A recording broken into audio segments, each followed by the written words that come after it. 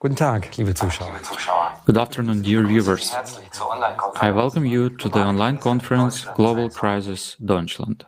Heute eine Premiere. Zum ersten Mal veranstalten wir, die Teilnehmer des internationalen Projektes Kreative Gesellschaft, eine Konferenz It dieser is the first time that we prepare the conference as participants of the Creative Society at Germany. Participants from Germany, Austria, Switzerland, as well as the larger international team helped to prepare the conference. This conference will be simultaneously interpreted by volunteers into 60 languages. The Creative Society project is an international initiative which is growing by the day and already unites people from 180 countries. The project started 3 years ago as a result of a 10-year social survey and subsequent expert interviews. People all over the world were asked questions like, what kind of society would they like to live in? What should this society be like? What values would be it based on? Is there something that unites us as the humanity, regardless of our background, status, or religion? The way people around the world have answered the questions doesn't surprise us at all. They want to live in freedom, in security, in peace. They want to be respected and loved. This is what the Creative Society guarantees, a society in which human life is the highest value. Have you ever wondered why we cannot live this way? What's really stopping us? After all, everyone has an inner compass, this strive for harmony and happiness. Doch wie leben wir wirklich? But how do we actually live? What conditions surround us?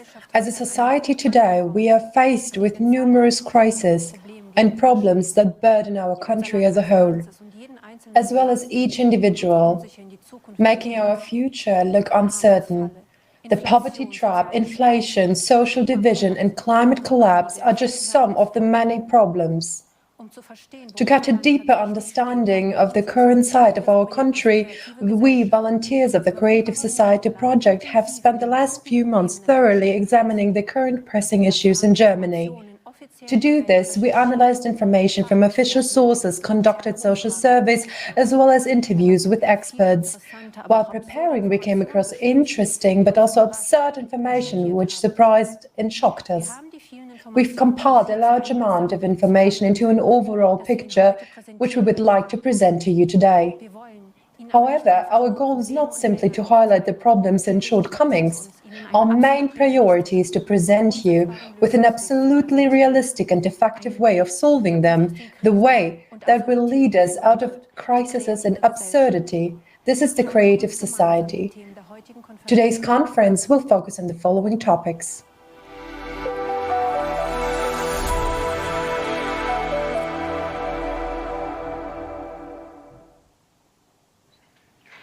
Liebe Zuschauer, dear viewers, life in our society is filled with crises and fears. That's why we address you as people, uniting in pursuit of a secure future. The reason for this is the accurate situation of our society plagued by various crises and fears. In order to understand what people are currently most concerned about, we've conducted surveys. Let's listen to what people say about it.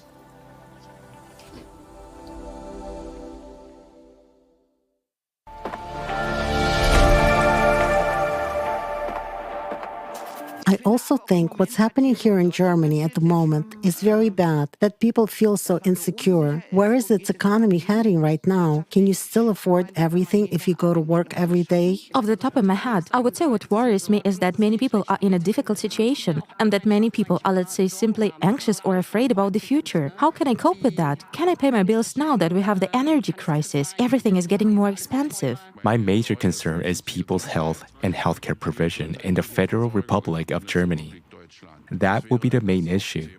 care for the elderly, etc., also needs to be improved. We need more family doctors, more pediatricians in every area, and they should be distributed properly. I don't know, for example, how many pediatricians are available around here, but there are not enough of them. Similarly, there is a shortage of other specialists like ophthalmologists and ENT specialists. You can only see them when the situation is really severe. Speaking from my profession, the healthcare system is definitely a concern for me. I find it difficult, especially in recent years due to COVID, to see the limitations of the healthcare system. And despite this, nothing visible is being done for nurses, doctors, and all other therapeutic professions. And you can also see now we have shortages of medication. The supply is totally breaking down. The emergency rooms and outpatient care just can't handle it anymore, and people feel completely abandoned. Personally, what worries me, I would say, is the climate problem that we currently have globally. I'm afraid for my children, my grandchildren. I want them to be able to grow up peacefully and without worries, and not for my 5-year-old daughter to say to me, "Grandma, can houses where we live be also bombed?" I think that's terrible. Time and again, for centuries, there have been talks of peace, but it does not happen in reality. People don't really do anything for that, not even in Germany. Things have happened that didn't actually prevent many people from getting sick and dying. Instead, we should be focusing on improving the healthcare and education systems in Germany and ensuring that people live healthy lives, eat well, work well, and start doing so from an early age. If you don't come from at least a middle class or upper middle class family, you're already off to a very difficult start. And I think it's going to be all the more difficult in the coming years because we, young people, will have to bear more and more tax burden as the population gets older. It is always difficult to find an apartment in a new city when you have to move for that purpose, especially in big cities like Munich or Berlin. The real estate prices are, of course, much, much higher. And as a student, of course, you can't afford that. Actually, it's utilities and apartment hunting. Yes, we're looking for an apartment now. It's just very difficult because it has become much more expensive. In terms of our profession, we are forced to choose something that brings us money rather than choosing something that really speaks to our heart. Well, I think it would be great if you could say, all right, this way you could really contribute and make a difference, because then people start to act themselves. Yes, we are people. And what about the things that bring us joy, the things that nature gives us? What about those qualities that people really carry inside them? How is that developed? What is the money invested in? They talk about peace, but only a very few people really care about peace. And the gap between the poor and the rich in Germany is getting bigger and bigger. So that every person starts taking responsibility in their own environment. And instead of this, to return to the love that we carry within us and come together, to really say, okay, and make every effort to reach a common understanding and to commit to it, and in general, to show more love as human beings.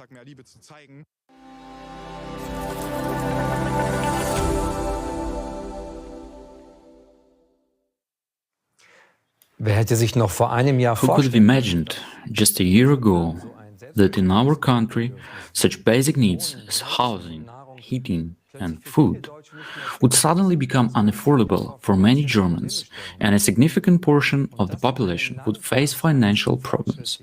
All this is happening in a country that is considered progressive and highly developed. So let's proceed to our first block, in which we will delve deeper into the issue of energy crisis.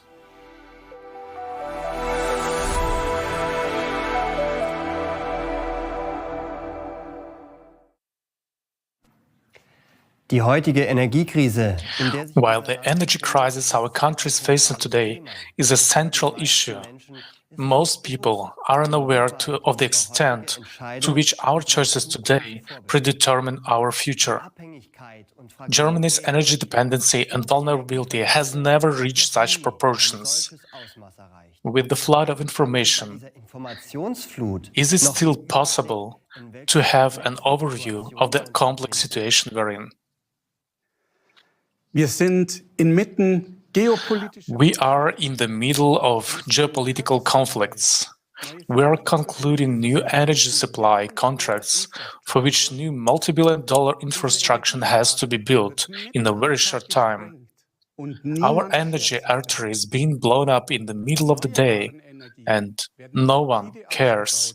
Renewable energies are being rapidly expanded, while our last nuclear power plants will soon be shut down. And these are the events that have unfolded before our eyes within just 1 year.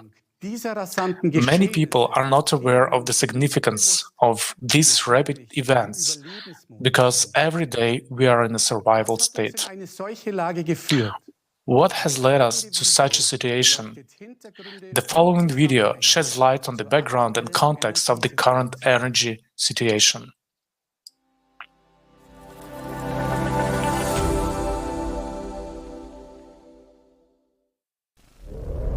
We live in times of uncertainty and chaos.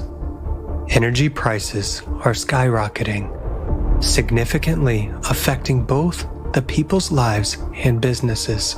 Everything we have been building for centuries is now crumbling before our eyes. Recently, we have experienced unprecedented price growth.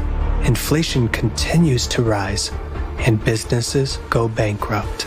This unstable situation puts many people in dire financial straits, and the quality of life is rapidly declining. Many businesses are forced to close because they can no longer afford the ever-increasing costs. It was impossible to imagine that we could be threatened with a blackout, but we have been on the verge of it several times. And now, a blackout can happen at any moment. There is a real danger of overloading the power grid and disrupting the power, water, and gas supplies. In the event of a power outage, communications networks will also suffer. Telephone, mobile communications, and the internet could go completely out of order. We are just one step away from returning to the Stone Age. Because without electricity, all our technology and infrastructure will become useless, and we will no longer be able to live a normal, familiar life. What solutions are offered to us? While our taxes are used to subsidize energy companies, we have to wash less often, dress warmer, sleep in heating halls because we cannot afford heating, and because of energy savings. In our world, energy is a commodity traded on the stock exchange. The only winners of the energy crisis are the energy supply companies, which benefit from high prices. What brought us to this predicament? There is an opinion that the energy crisis was provoked by geopolitical conflicts, but the problems began with the energy transition. Back in 2000, the Renewable Energy Act was passed, becoming the basis for the energy transition.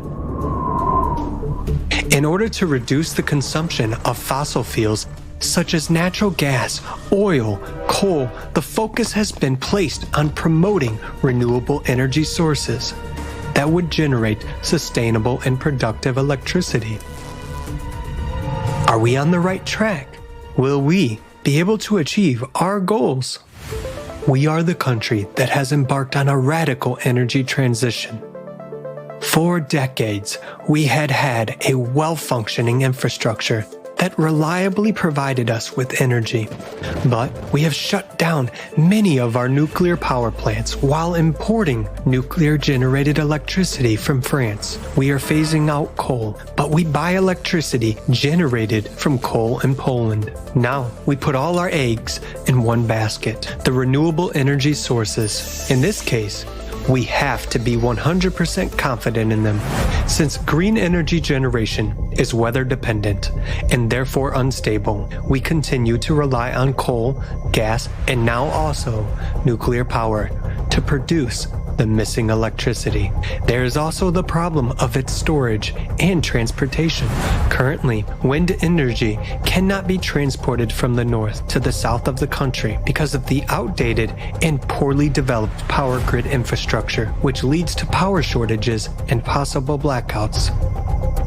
Green energy cannot be the only source of electricity in the country, but for some reason, we focus on it. This only increases Germany's already existing dependence on other countries and the vulnerability of our energy infrastructure. What kind of independence can we talk about if green energy alone cannot cover our needs, and we have to import 70% of our energy today?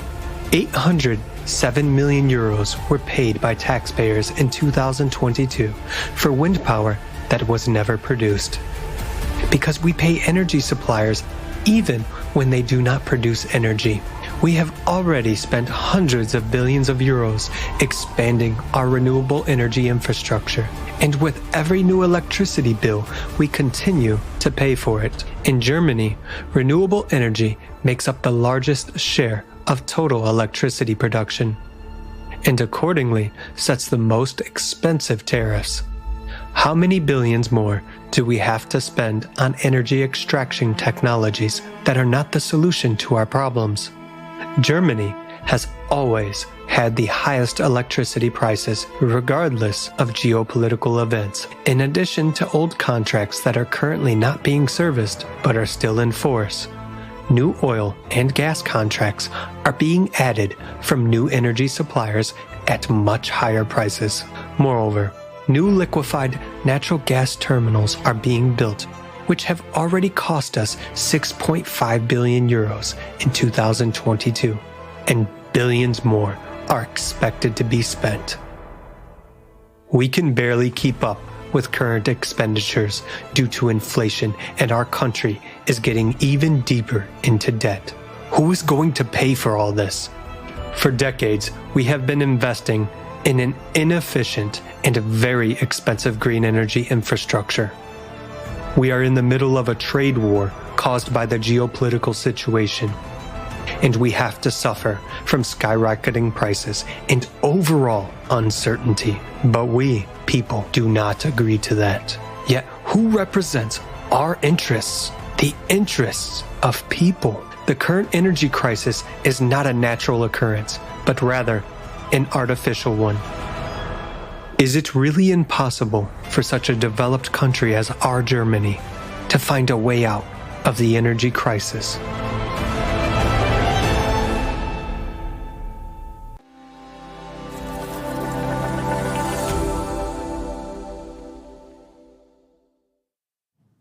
Die Energiekrise ist The energy crisis has reached every household. Price hikes on almost all goods and services are felt, and the extra costs can hardly be covered. Many of us have not yet recovered from the shock caused by the annual electricity bills. How some have to forego planned trips, while others have to think twice about taking long showers or using their oven. Petrol and driving have become a luxury. Many bakeries, where people used to shop every day, have closed. German businesses are also struggling to survive. Even traditional bakeries with 200-year histories that survived the two world wars and now gone forever. And that has been hard-earned for decades in disappearing before our eyes. The Made in Germany mark will soon become history, because our industry will soon no longer be competitive and companies are already moving their production abroad. This means the collapse of our economy and thus prosperity loss. We have tried to get an overview of the true causes of the energy crisis, but it is extremely difficult for us, citizens.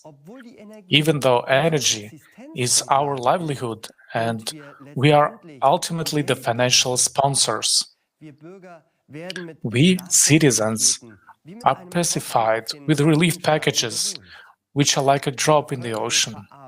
The population is becoming impoverished and has to cut back and economize more and more, while energy companies are making billions in profits from the energy crisis. Why is this happening? Because our system is geared in such a way that all the money flows to the top, and there are enough candidates fighting to get a better place under the sun. The energy crisis is both international and a national problem. But in this crisis, profit takes precedence over the well-being of people. What are the excuses for the causes of the energy crisis, and what solutions are being sought? The rapid price increase on energy sources, such as gas, coal, oil, etc., has started in 2021. Germany's dependence on fossil fuels and the delayed energy transition are cited as the main causes. We now see that the situation has been exacerbated by geopolitical factors. It is assumed that if we had switched to green energies like solar, wind, and hydropower earlier, we would have already long been independent and climate neutral. Is green energy really the right solution? Die Energiewende ist ein zentrales Thema. The energy transition is a key issue in Germany. The aim is to achieve a climate-neutral energy supply by replacing fossil fuels with renewable energies. While this is seen as one of the main means to fight climate change, we would like to look at it from an energy supply perspective. What impact does the expansion of renewable energy have on the energy imbalance? We had a stable infrastructure that worked for decades, but now new variables are coming in.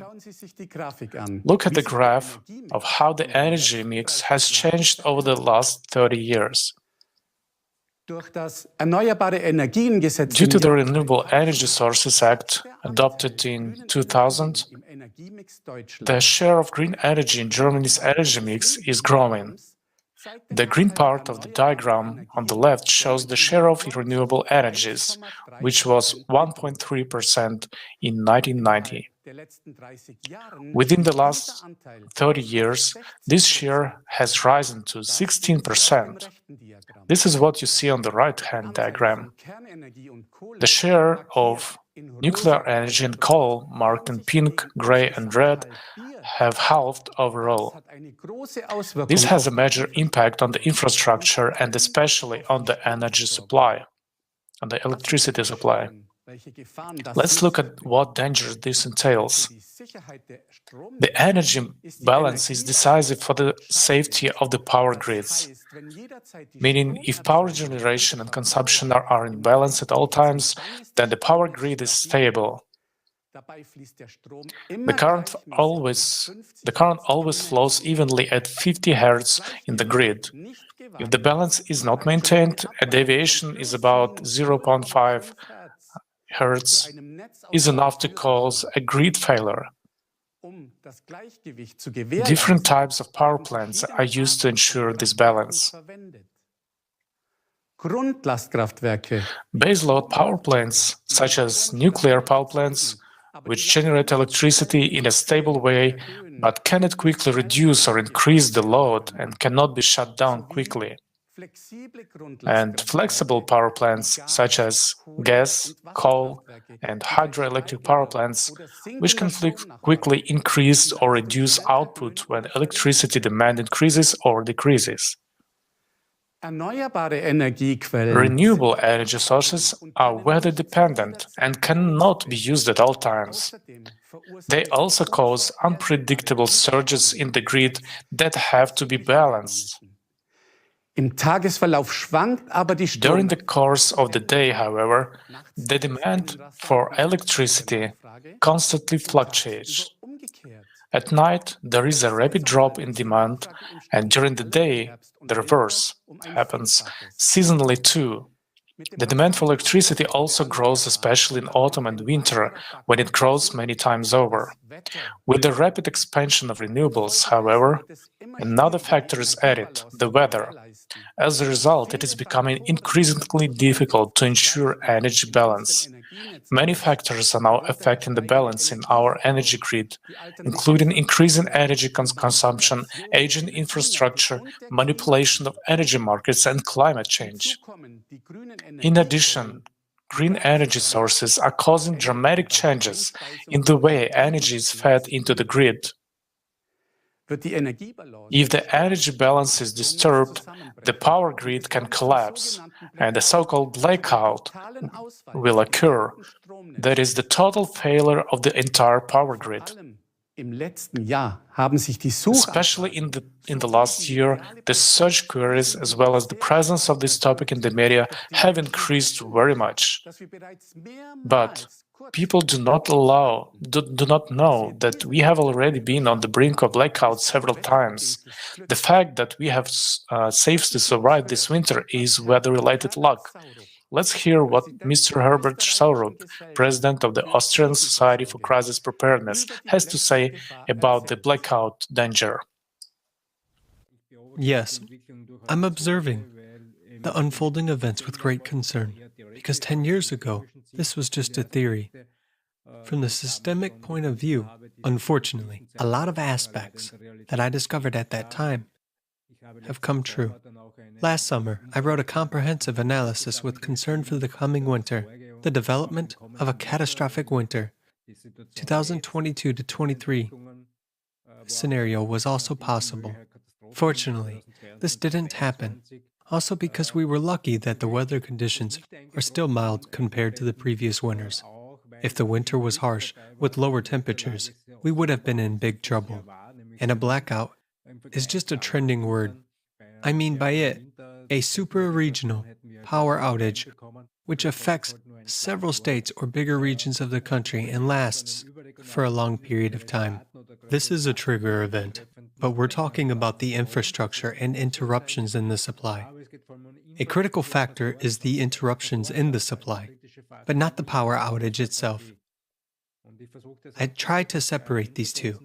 I'm saying that there will be no help from the outside because it has affected everyone, and there are no extra resources. So, this is an incident that we haven't faced before. According to the report prepared by the Office of Technology Assessment at the Bundestag, Germany, for the year 2011, catastrophic events can develop in a matter of a week, and we are not ready for them. In Germany alone, 12,000 overrides were needed to prevent a blackout last year. In 2021, this number was 8,000. The dynamics of the development of events over such a period of time gives us a clear picture. While 20 years ago, such overrides were a rarity. It's important to know that we don't have national power supply systems, neither German nor Austrian, but there is a single European system, managed by 32 operators of the energy supply system in Germany, 4 of which run from Portugal to eastern Turkey, and from Sicily to Denmark, and all of them must be constantly balanced. In other words, energy cannot be stored. It must be produced exactly in the amount that is being used at the moment. And many people don't know about it. It's become complicated only in recent years, since more and more parts of this process have come into play. On the one hand, more plants are being built due to the energy transition, more photovoltaic installations and wind farms. On the other hand, all this must be somehow made regulated and controlled with the help of digital technology. An important factor is the existing reserve of previous large power plants. These are generators that produce electric energy. And the problem is that we want to shut them down on a large scale, or we have already done it. And this happens in Germany, where they almost phased out the use of nuclear, coal, and pretty much gas power.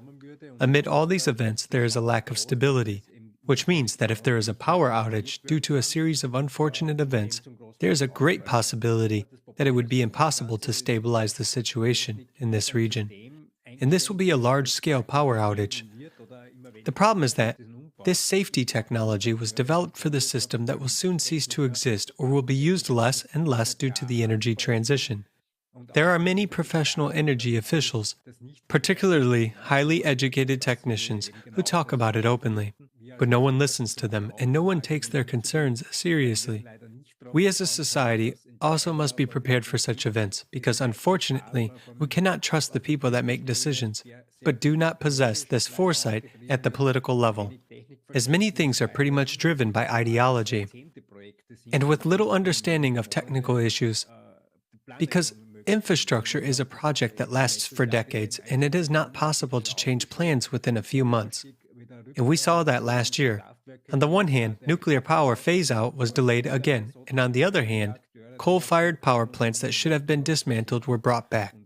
Meanwhile, there are more and more officials who are doing nothing and saying, "We'll wait and see what's going to happen," which can be dangerous. My main critical concerns regard the fact which I failed to understand over the past 10 years: who coordinates everything in Europe? Distribution system operators are still working perfectly and are well coordinated, and yet they are saying that since they don't know where and what is turned off, or where and what is generated, they are unable to adapt to such changes as rapidly as various decisions being made lately in political circles. And this is the problem of Germany, first of all.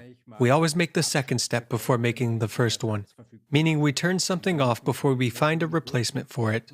And later, some averaged indicators in research supposedly prove that it works. Yes, everything works on paper, especially with averaged indicators.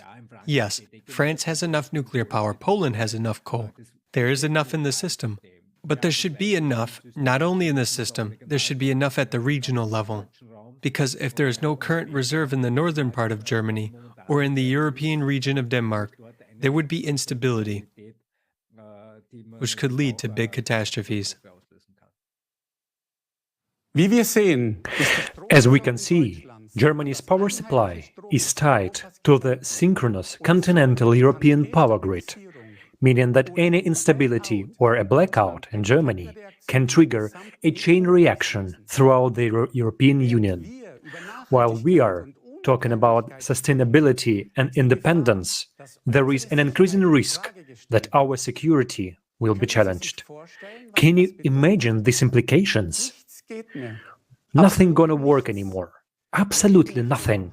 It's not about household electricity only.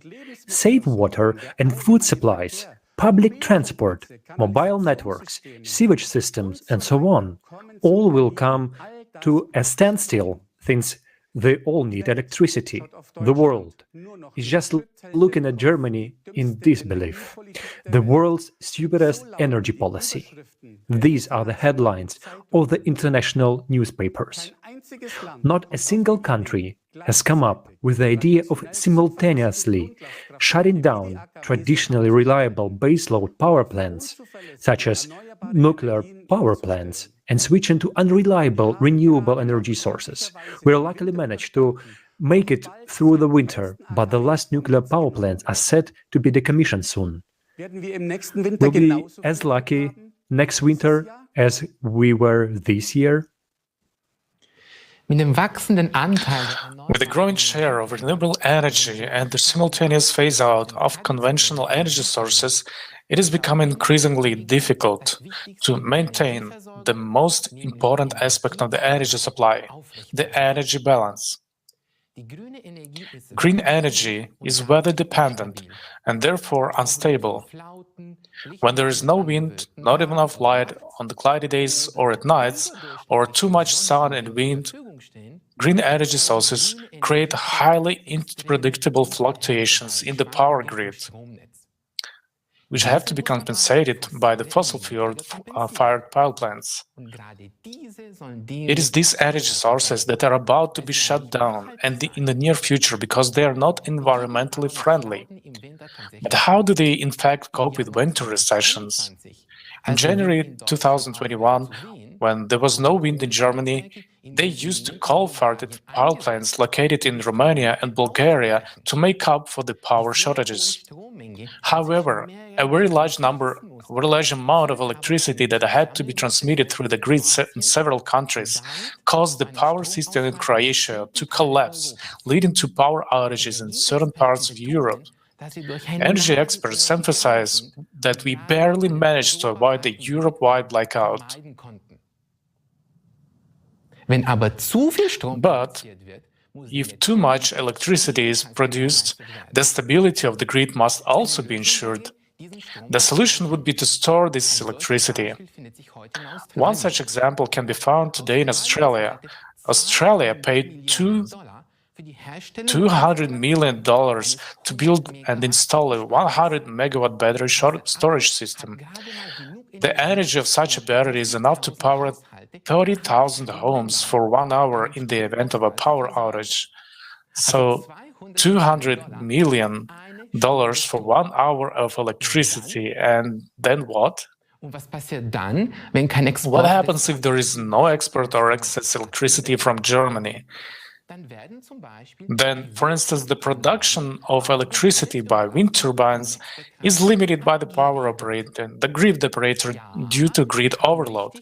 Yes, you heard me right.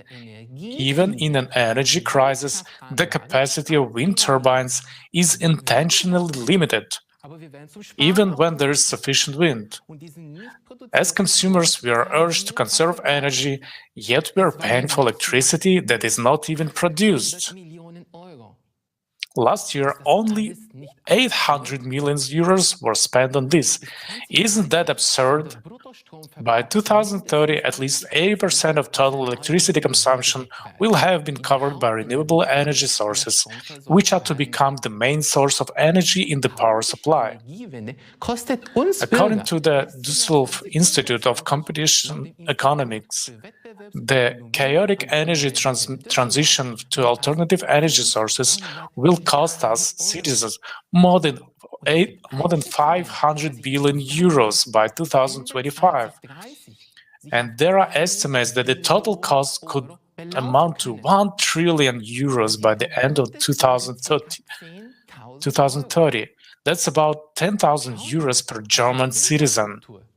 Let's take a look at the infrastructure and see how far this money has actually taken us after 20 years of energy transition. Electricity generated from wind power, which is planned to be increased threefold in the north of the country, cannot currently be transported to the south, as there are simply no power lines for this. Municipalities are already suing against the expansion of these power lines. Even with optimistic projections, the expansion will not be achievable in the next 7 years. In Bavaria, where green energy is produced in large photovoltaic plants, it cannot be fed in the grid due to the old and completely overloaded network. Another aspect of the energy transition is the subsidization of electric cars and their charging stations. The same applies to massive expansion of heat pumps, because according to new legislation, from 2025 onwards, neither oil nor gas heating systems may be installed. The Federal Network Agency even warns that if we continue to charge electric cars at the charging stations and expand the use of the heat pumps, there will be massive problems with the power grid infrastructure, and this may lead to power outages. Wasn't the last 20 years enough time to understand that green energy is not our path to independence? The extreme energy insecurity and increased risk of blackouts due to the expansion of renewables is far from the whole story. Renewables are driving us into economic ruin for a promise that is not being fulfilled. Germany pays the second largest electricity prices in the world, while even our neighbors pay less than half of what we do. Prices are driven up artificially by trade wars, which lead to a scarcity of energy sources and speculation in the electricity market, where one can buy cheaply and sell at higher prices at the right moment. Another price driver is the so-called merit order principle. This states that every day, regardless of the energy source, the producing power plants are ranked in order from the cheapest to the most expensive. The last power plant in this sequence, that is the most expensive one in electricity production, which is connected to cover the electricity demand at the moment, determines the selling price for all other producing power plants according to this principle, even if they actually produce significantly cheaper electricity. An example from 2022. If only one very expensive gas-fired power plant is needed, then all other nuclear, coal, solar, and wind power plants will receive the highest price corresponding to the gas-fired power plant. If the power plants that produce cheap electricity could pass on the price, our electricity prices in the current situation will be much cheaper. However, since the last base load power plant is usually a gas-fired power plant, and gas prices are currently high and will continue to be high, consumers end up paying high costs that arise from expensive fossil fuel, that is, gas. The winners in this case are exactly the green electricity producers who produce electricity much cheaper. This is an artificially created price driver. In Germany, pure green electricity from renewables is advertised, but even if you don't have a green electricity tariff, you pay for the expansion of renewables, whether you like it or not. Until July 1st, 2022, all customers finance the EEG levy with every electricity bill. This is a surcharge to promote energy production from renewable energy sources under the Renewable Energy Sources Act, EEG. Let's take a look at the breakdown of the electricity prices. In 2021, taxes accounted for more than half of the electricity price. The EEG levy, at 6.5 cents per kilowatt-hour, accounted for more than one-fifth of the total electricity price. From January 2023, we celebrate the abolition of the EEG levy, which was already decided in 2021.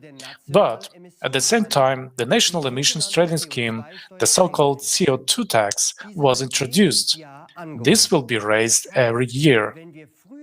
This means that we are not only burdened by our electricity bills, but also pay the so-called CO2 tax for every product, every service, and every commodity that is produced, delivered, heated, or cooled with or through fossil fuels. The only thing that has really changed for us is that the price is no longer shown in the electricity bill. Green electricity, as it is called, should benefit the environment, and all efforts and extreme costs are aimed at this. But how green is green energy really? Let's watch a video on this topic.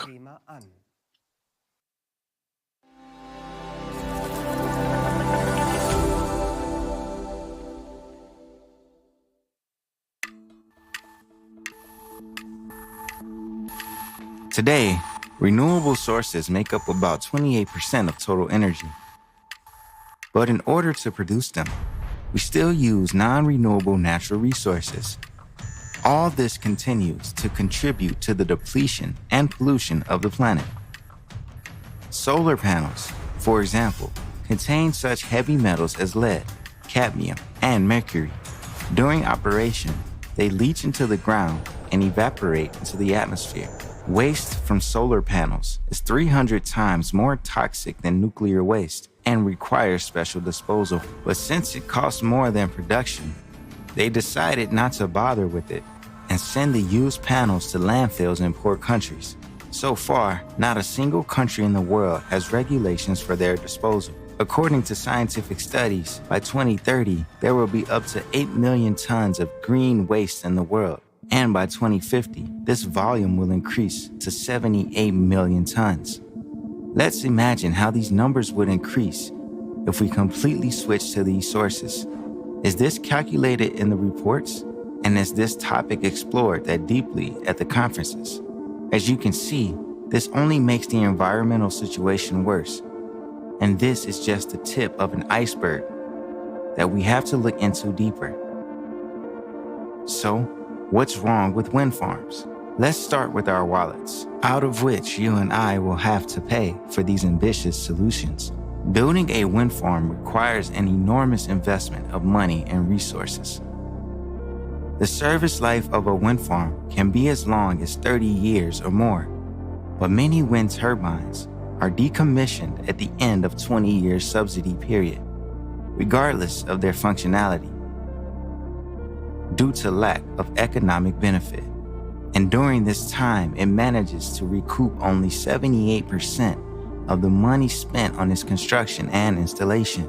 We are not even talking about maintenance, which implies building special purpose vessels, expensive utility high-rises, and constant replacement of blades. One wind park requires more than 500 tons of lubricants, which is comparable to 9 tank cars of railway trains, which, by the way, are also produced from non-renewable resources of the planet. Just think about it. The size of the turbine blades can be as big as the length of a soccer field. And do you know what they are made of? That's right, of that very plastic that we continue to struggle with so unsuccessfully around the world. Due to their gigantic size and hazardous chemical composition, they can't be recycled. So the classic solution is that the blades are taken to landfills or exported to other countries for a fictitious recycling.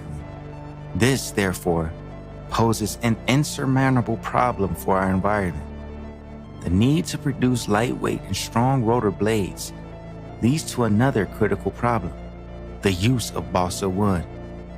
Currently, according to the German Federal Environmental Agency, more than 90% of the balsa wood harvested worldwide is used in wind turbines. The rest is split between yacht construction and model building. To meet the demand, loggers and traders loot the Amazon rainforest for balsa wood reserves. They have spared neither indigenous territories nor those of nature reserves, and this has led to serious social conflicts. The felling of balsa trees is detrimental to nature. This species performs important ecological functions and protects the banks of rivers from erosion. In the year 2021 alone, the company consumed almost 26,000 tons of balsa wood. That's 170,000 balsa trees. After all that, do you still think wind power is environmentally friendly? Now, let's take a look at the downside of hydropower. 63% of the world's major rivers are blocked by hydroelectric dams. At that, dam failures and breaches put lives at risk, and the planet's ecology suffers. Hydroelectric power plants directly affect the bowels of the earth. Millions of tons of water in reservoirs press against tectonic plates, causing man-made earthquakes.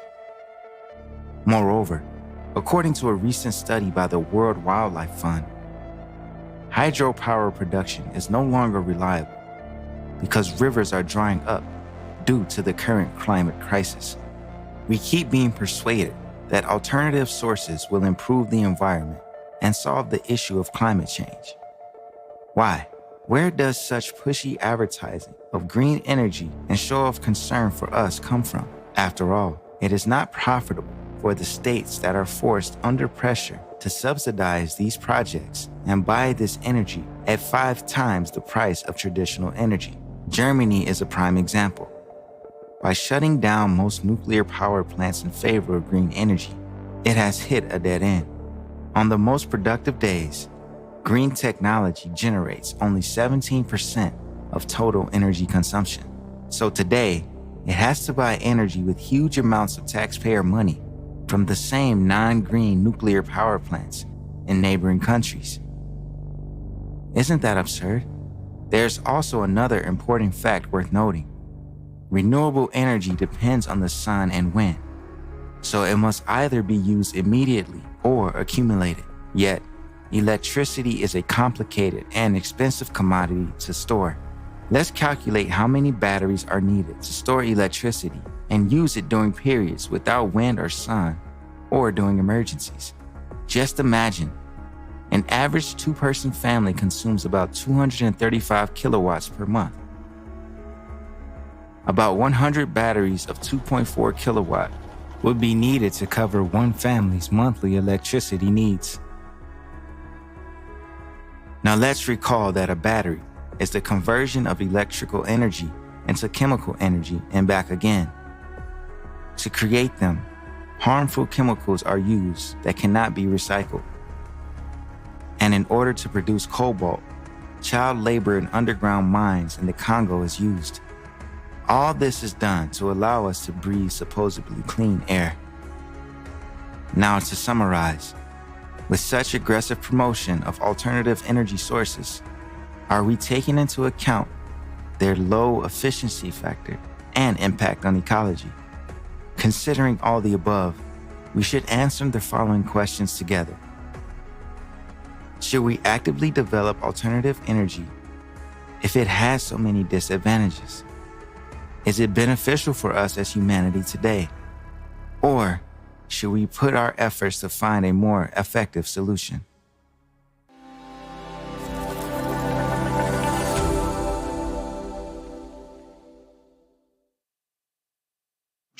Instead of finding effective solutions, we have been financing the energy transition for 20 years to reduce CO2 emissions and make ourselves more independent. But reality tells a different story. Germany's dependence on both other countries and fossil fuels is growing. Let's take a look at how absurd and precarious the current situation is. The label green energy is just marketing and has nothing to do with sustainability and environmental protection. This is true greenwashing. They want to reduce CO2 emissions, but they are shutting down nuclear power plants first, even though they have been classified as green and sustainable by the EU Commission. Instead, we are buying nuclear power from France and the Czech Republic. The coal phase-out is planned for later, even though coal burning produces more emissions. Is it more sustainable to import additional coal-fired power from Poland as well? We prohibit the extraction of liquefied natural gas through fracking in our country, as it is very harmful to the environment, but we have no qualms about buying it from the USA. Delivery by huge tankers over thousands of kilometers leaves a bad CO2 footprint.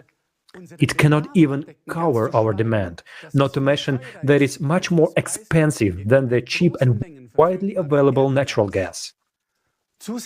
In addition, we bear the cost for the new infrastructure, namely the LNG terminals and pipeline construction, estimated at 10 billion euros by 2038. The cost of the energy transition will amount to 500 billion euros by 2025. And what result do we have to show for it? The level of CO2 continues to rise, regardless of how many billions we continue to toss to the wind. How many years do we need to understand that renewables are not a solution? On the contrary, we are taking the risk of widespread blackout because our energy system is becoming increasingly fragile due to the unstable renewable energy sources. The promise of Germany's independence is a utopia. Germany is resource-poor and depends on imports. Green energy makes this dependence even greater because its fluctuations must be offset by fossil fuels. In addition, it burdens us with enormous costs that are not amortized in any way. The energy transition is leading to a loss of prosperity for us. More and more restrictions and costs are being introduced for industry under the guise of environmental protection. There is talk of a new wave of deindustrialization in our country, as many companies are moving abroad. They simply cannot afford the expensive electricity and energy prices. The companies are therefore forced to invest into environmentally friendly technologies and purchase emissions allowances to reduce CO2 emissions. Furthermore, laws are being passed that prohibit certain productions, such as normal gas and oil heaters, may be put into operation starting from 2025, and only climate-neutral vehicles will be allowed from 2035. This has fatal consequences for our economy. The energy crisis is artificial and man-made. Trade wars, speculation, and the ideological view of energy supply serve one single purpose: profit. Why is green energy specifically promoted when it is so problematic for a stable energy supply, and instead of relieving the burden on the consumer and also on our environment, it is becoming more and more a burden? More efficient technologies, which have an efficiency far above one and would make us truly independent of fossil fuels, are not being discussed in the wider public. Are there really no other efficient and sustainable technologies? Let's watch the following video clip.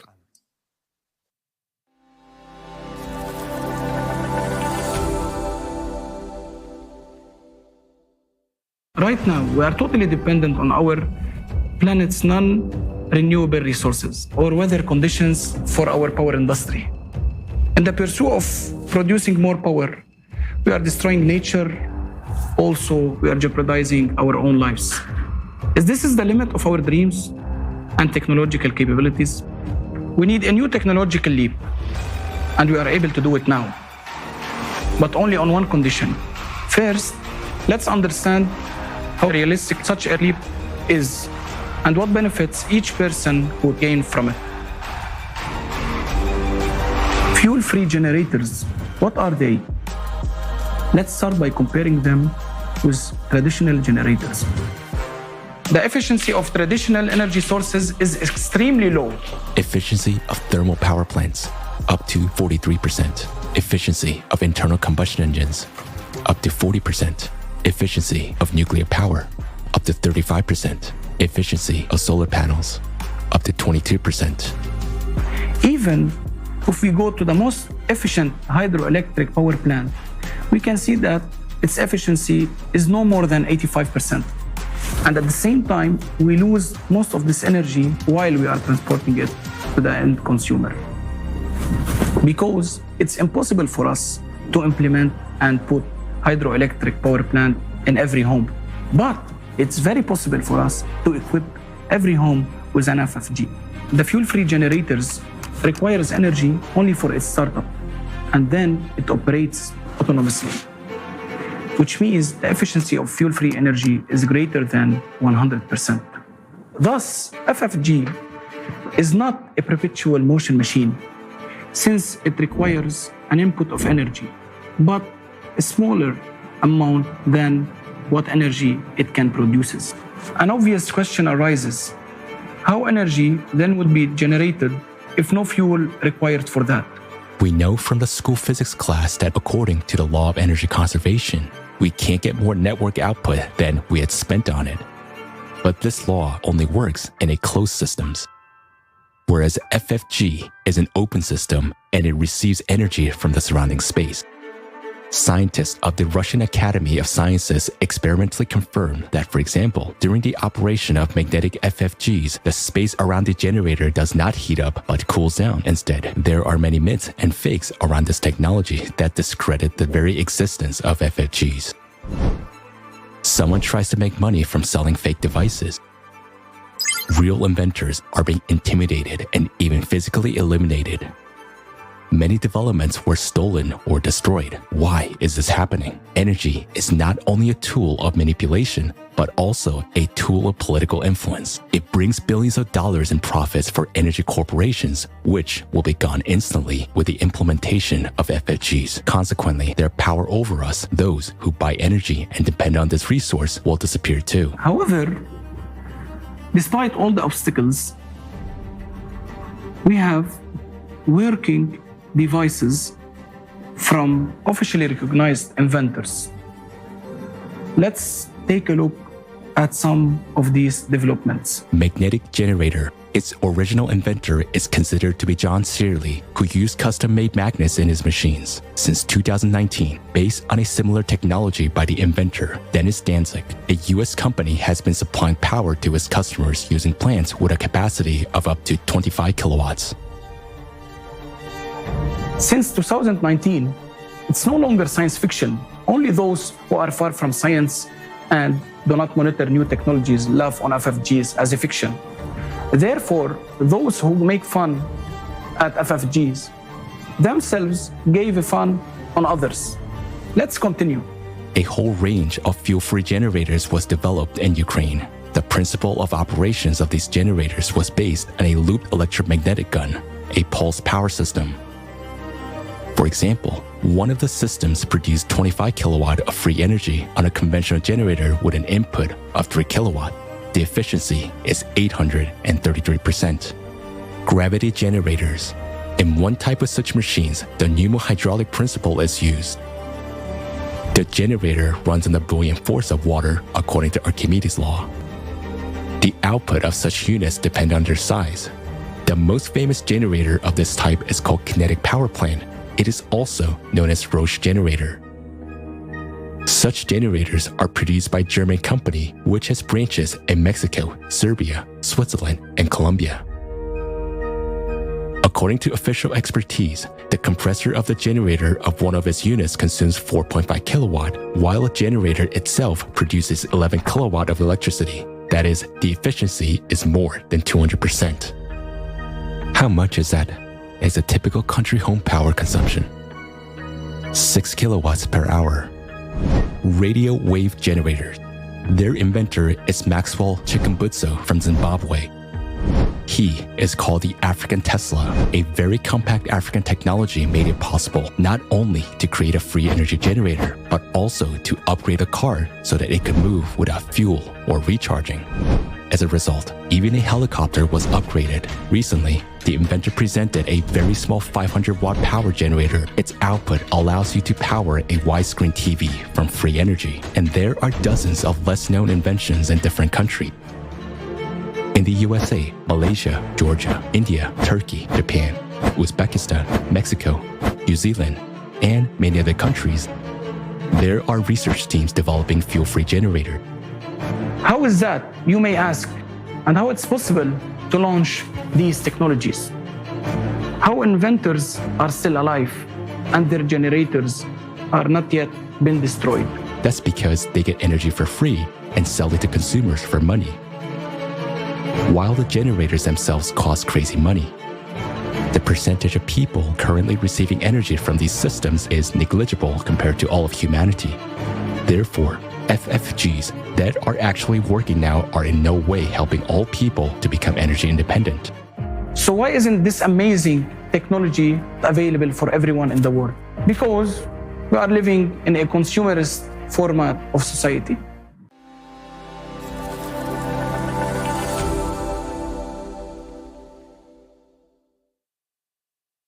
Wie wir gesehen haben, gibt es bereits. As we can see, there are already technological solutions that can provide a fuel-free, efficient, and safe energy to the population. Many who have watched this video are asking, why do we have to keep paying our electricity bill?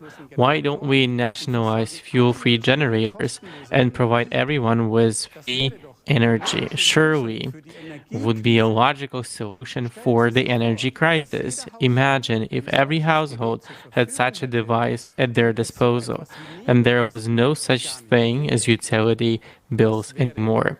This would not only be real energy transition, this would be a totally new stage of social development in the area such as manufacturing, transportation, and communication. No harmful waste, no environmental disasters, no energy shortage. Yes, in a creative society where all resources and scientific knowledge belongs to human society, such would be our everyday life and daily life.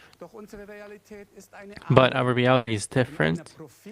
In the profit-oriented society, all conditions are created to turn essential resources into a business.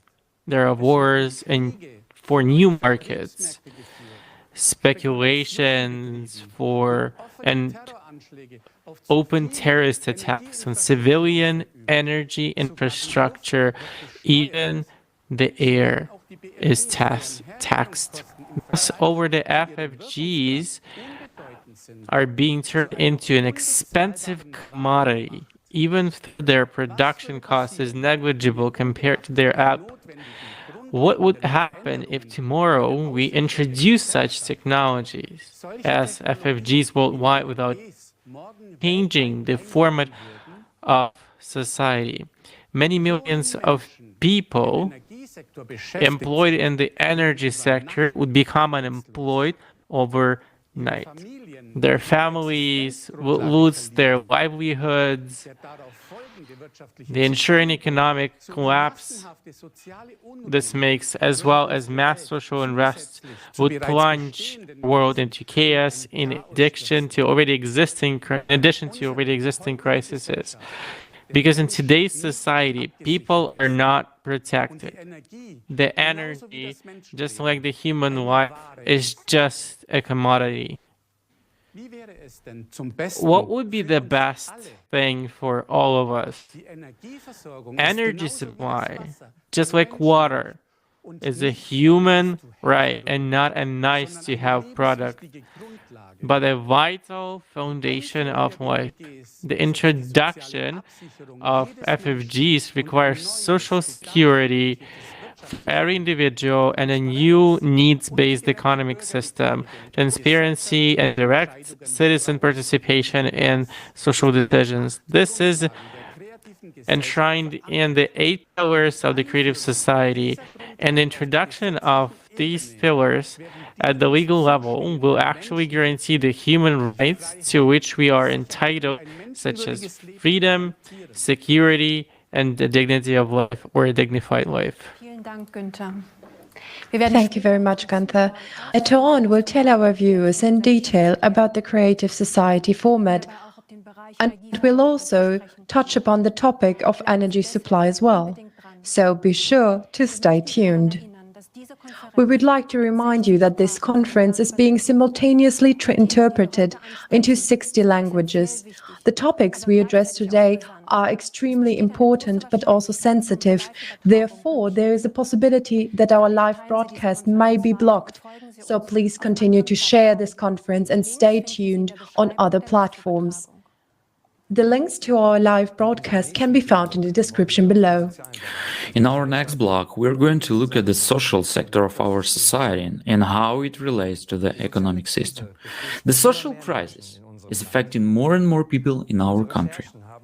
We have compiled the information we gathered into a documentary. So let's take a look at the current state of affairs in Germany today.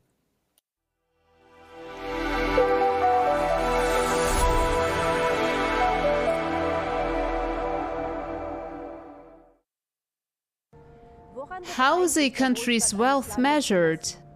Germany is considered a rich country. We have billions of euros in tax revenue and a growing economy. Then why is the poverty rate also increasing?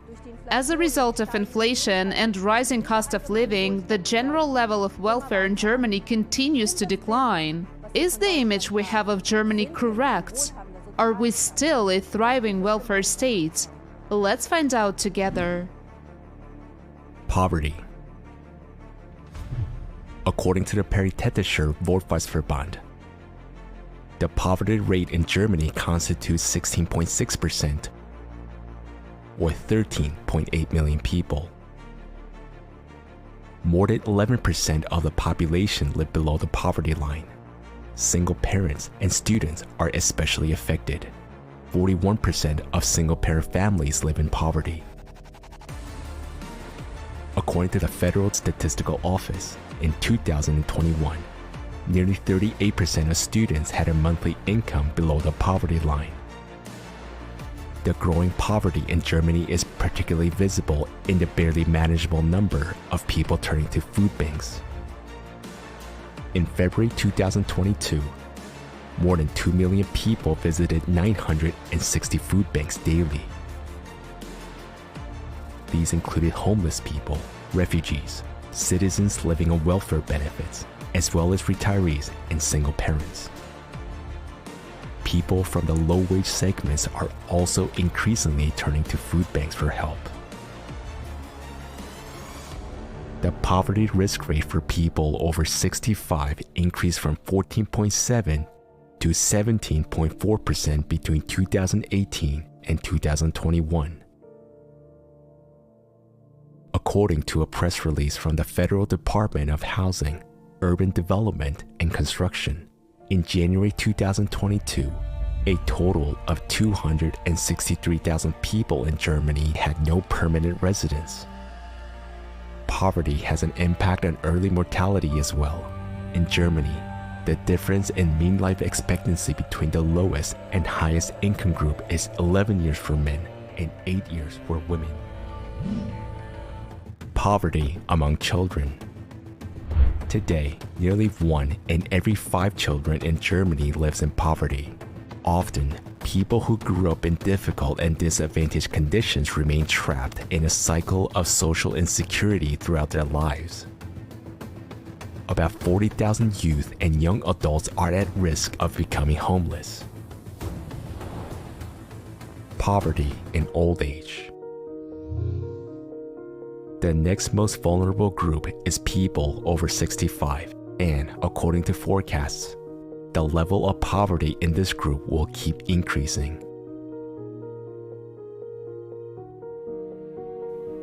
A study showed that more than half of the current working 55 to 64-year-olds will have 700 euros less per month when they retire if they make contributions only to the government pension fund or employer's pension insurance. This means that more than 2/3, 69% of people who are about to retire will fall below the poverty line. More than half of the workers who have contributed to the pension fund during their long working lives may find themselves in poverty instead of a secure and comfortable retirement.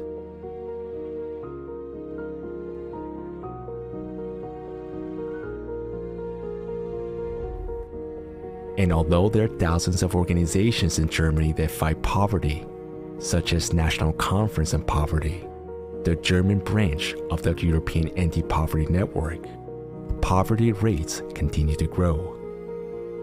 Isn't the purpose of welfare benefits to prevent poverty? If we live in a welfare state, then people who are currently unemployed should also be able to participate in public life and have their basic needs covered by public aid, shouldn't they? Our fundamental law states that everyone deserves to live a decent life. But how decent is it when a person can barely pay his bills or when he has to go to food banks in order to feed himself?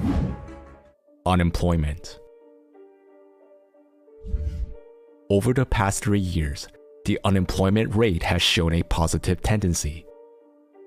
Does this mean that more and more people are finding jobs and thus can improve their standard of living? Does the statistics on unemployment tell us the real number of people who still need social benefits despite having a job? What do the statistics reflect? This is a question of accounting and interpreting the data.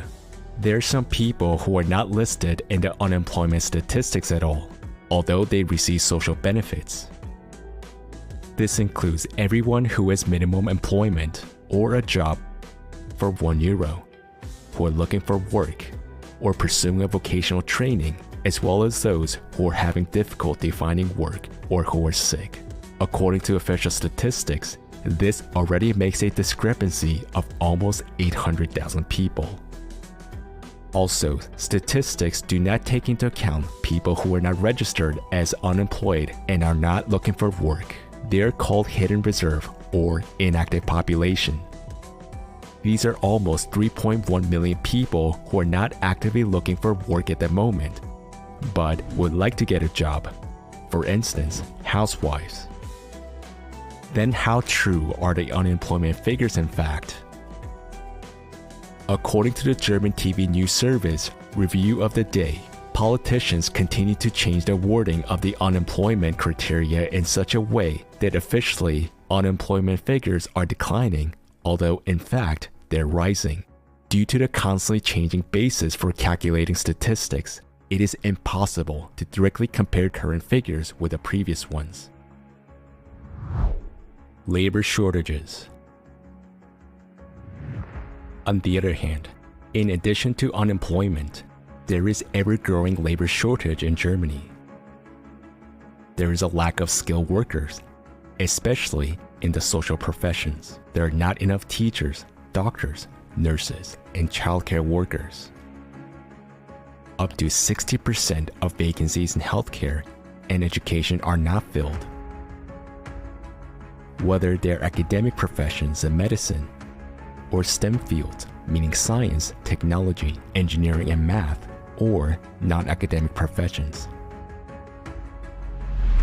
There is a shortage of professionals everywhere. The construction industry, architecture, agriculture, and animal husbandry, aviation, geosciences, information, and energy technology also suffer from a lack of skilled workers. Rail and air services.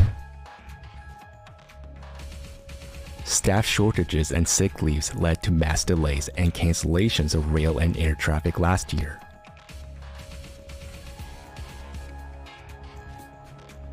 Because railroads lack switchmen, between January and October 2022 alone, there were delays amounting to 375,000 minutes. This situation worsened dramatically in the summer because there were no or too few personnel at the rail signal boxes. During the summer vacation period, paradoxically, Lufthansa and its subsidiary Eurowings cut their flight schedules due to a shortage of personnel, both inside the company at the airports and in ground services. Lufthansa canceled 900 flights within Germany and Europe in July at its hubs in Frankfurt and Munich. Other airlines were also forced to cancel their flights. Swiss announced that about 10,000 passengers were affected by flight cancellations in July and August 2022.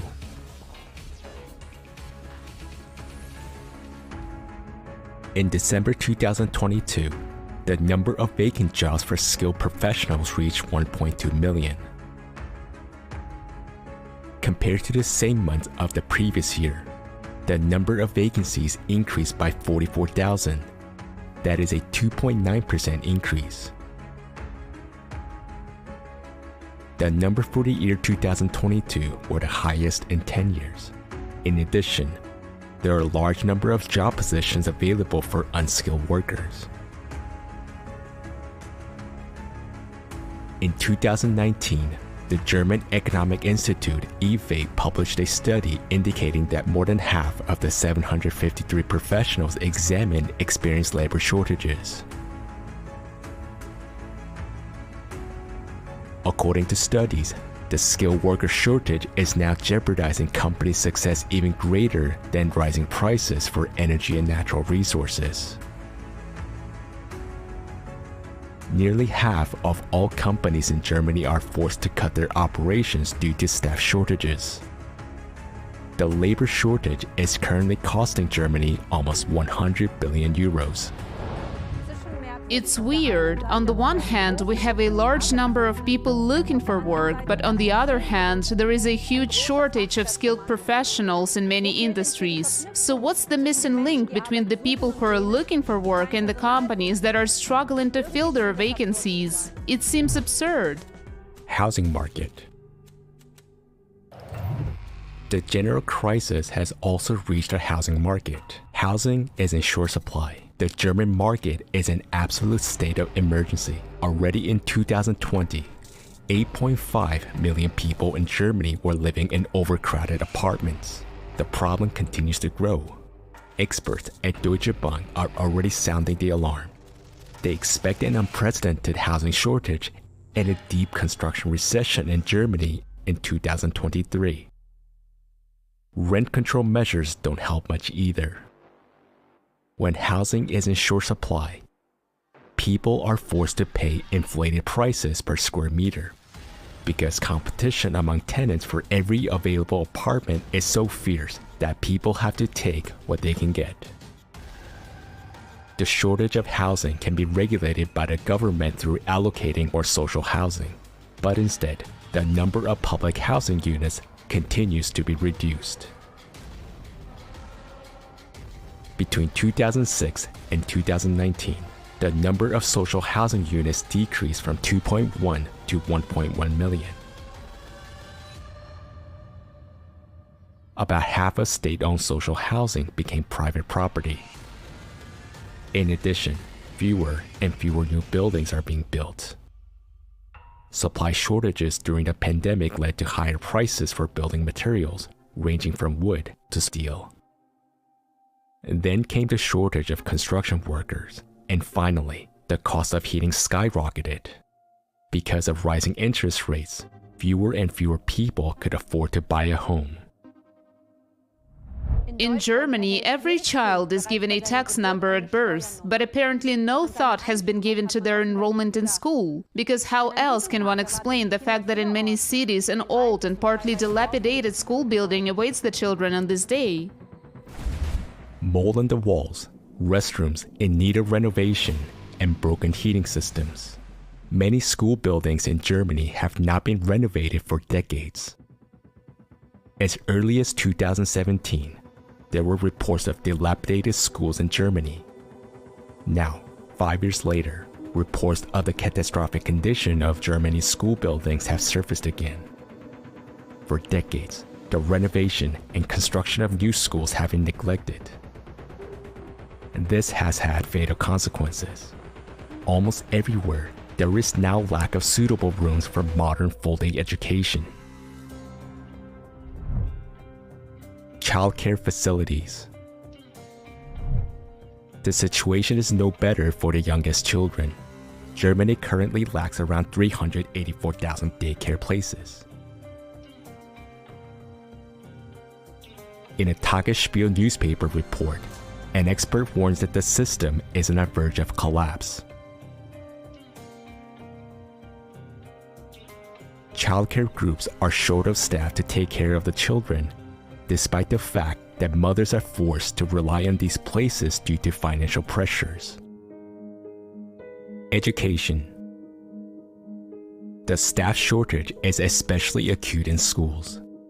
According to estimates by the German Teachers Association, there is a shortage of up to 40,000 teachers at schools in Germany. At the start of the 2022-23 academic year, the provision of lessons has deteriorated in all federal states.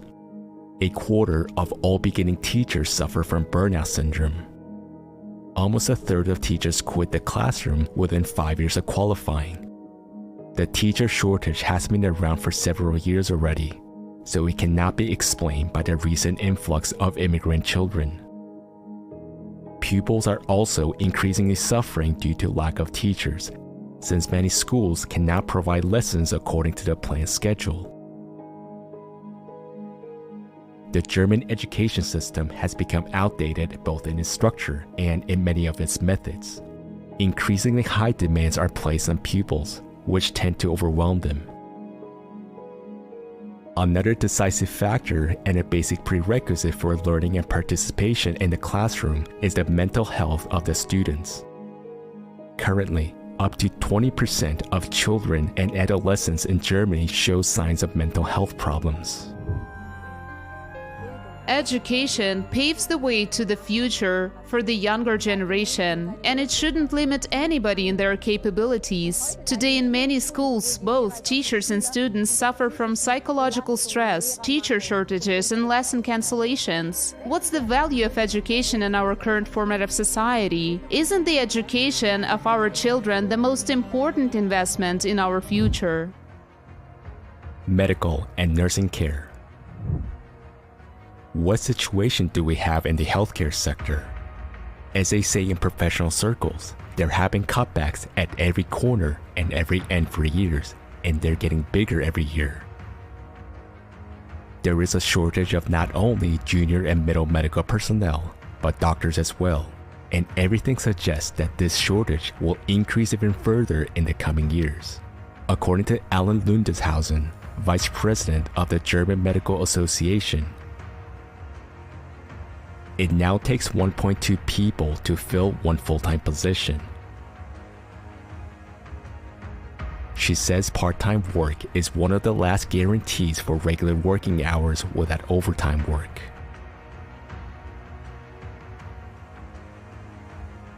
Doctors can hardly manage ever-increasing bureaucracy, which leaves less and less time for contact with patients. Running a private practice is hardly profitable anymore due to strict regulations imposed by the health insurance companies. And there is a lack of medical practices, especially in rural areas. According to Statista, the number of general practitioners in Germany is declining. In 2011, there were 29,304 primary care physicians nationwide. In 2019, we had only 24,184. And that's despite the growth and increase in the average age of the population. This, of course, has huge implications. Long waiting times for doctor's appointments, poor diagnostics, and far too little time for patient discussions. Add to this the stricter guidelines for medical practitioners. All of this leads to continuously deteriorating medical care. What is the situation of hospitals? Despite the increased need during the pandemic in 2020, 25 hospitals were closed in Germany for financial reasons. On December 27, 2022, Erste Blatt magazine reported that Germany's hospitals will be hit by an unprecedented wave of bankruptcies in 2023, according to the Germany Hospital Association, DKG. A wave of insolvencies is rolling towards our hospitals in 2023 that can hardly be stopped, said the chairman of the board, Gero Gass, to Redaktionsnetzwerk Deutschland. The extensive closure of hospitals in Germany continued in 2022. By the end of the year, 13 hospitals had permanently closed their doors. Since the beginning of the pandemic in 2020, a total of 40 hospitals have disappeared in a similar manner. There are too few ambulances, and emergency departments in hospitals are often overcrowded, meaning that patients in urgent need of help have to expect long wait times. Time and again, there are reports of the healthcare system being overburdened. In addition to lack of qualified personnel, another problem is the increasingly acute shortage of medicines. There are only two major manufacturers left in Germany for the pharmaceutical active substances that are relevant to the supply. On the global market, pharmaceutical manufacturers and distributors find it more profitable to supply products to countries where prices are higher than in Germany. Quality deficiencies in manufacturing, production problems or failures, delays in raw material deliveries, or even outright discontinuation of products by manufacturers. These are the realities of today.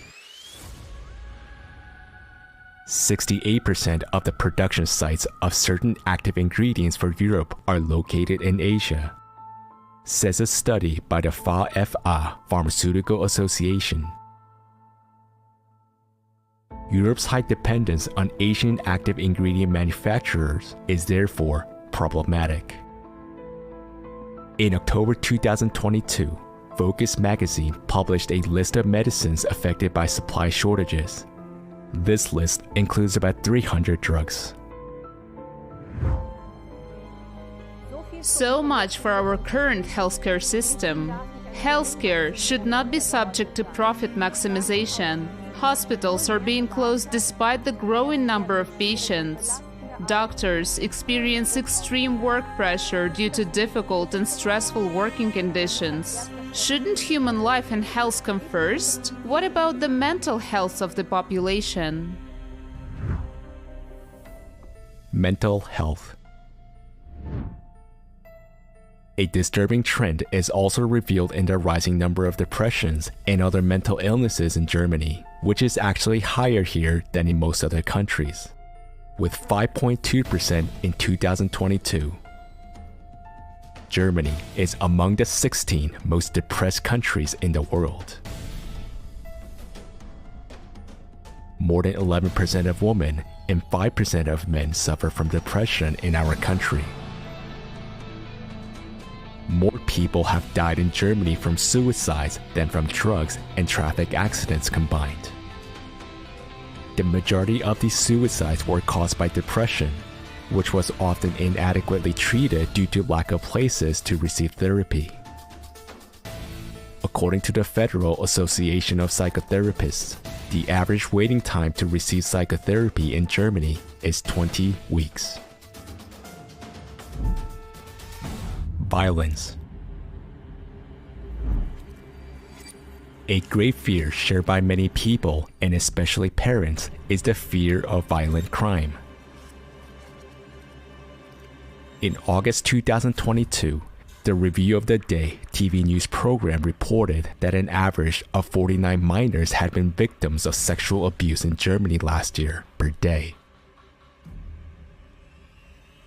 There has been a 53% increase in the distribution, acquisition, possession, and production of sexual abuse images over the past year. This is in addition to a 10% increase in physical abuse, as well as dramatic increase in the distribution of abuse images among minors. Last year, for example, 17,704 children under the age of 14 were victims of sexual violence. 2,281 of them were under the age of 6.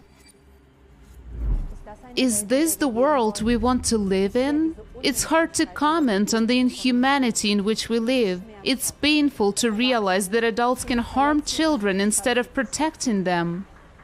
Isn't it our duty as a society to put a stop to this?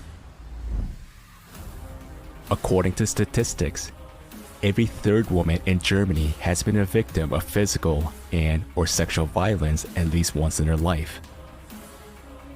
About every fourth woman has been a victim of physical or sexual violence by her current or former partner at least once. Considering everything we have just seen, can we still call our country a welfare state? Do we feel safe in such a society, and where are we heading if there is degradation in all areas of our lives? We should look at the big picture and realize that it is we, the people, who support this form of society through our passiveness. If we want to live differently, then we should act. Now is the time to do this.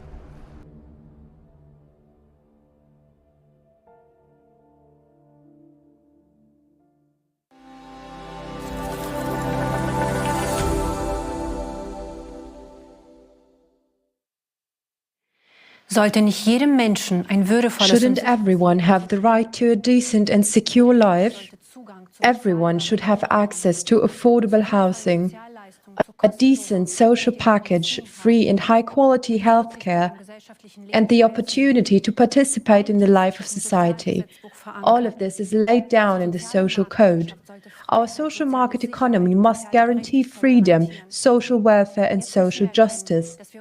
We must realize now that we are drifting further and further away from these goals. All that is offered as solutions within the present consumerist format of society helps only selectively and at best in short term. If we really want to find a way out, we must take a completely new path. After what we have just seen, do you still think of the Germany that for decades stood for prosperity, social justice and security? Personally, it scares me that there is so much discontent and injustice in our country, which for the whole world looks up. Can we still call our country a welfare state? Let's look at how the term of welfare state is defined. A state that strives for social justice and cares for the social welfare of its citizens. The basic law states that the Federal Republic of Germany is a democratic and welfare state. The fact that we see have long been inconsistent with this definition. So how social is it that 1 in 5 children in Germany lives in poverty? That some 40,000 minors and young people are at acute risk of becoming homeless, or that more than 2/3 of people who are about to retire and likely to face poverty in old age. One would assume that these problems only affect the socially vulnerable, but now we see that people with low incomes also need social support. Never before have food stalls in Germany been so crowded, and all the more so by those who have jobs. Many are asking themselves, what is the point of paying into a pension fund all of my life if I am going to be poor at the end of my life anyway? What's the point of having a good salary if you can't buy a home with it? What good is modern medicine if I have to wait up to 6 months for an appointment? In Germany, we have a shortage of medicines, and in many places, for example, it is impossible to buy antibiotic syrup for children. In our country, we often hear people say things are worse elsewhere.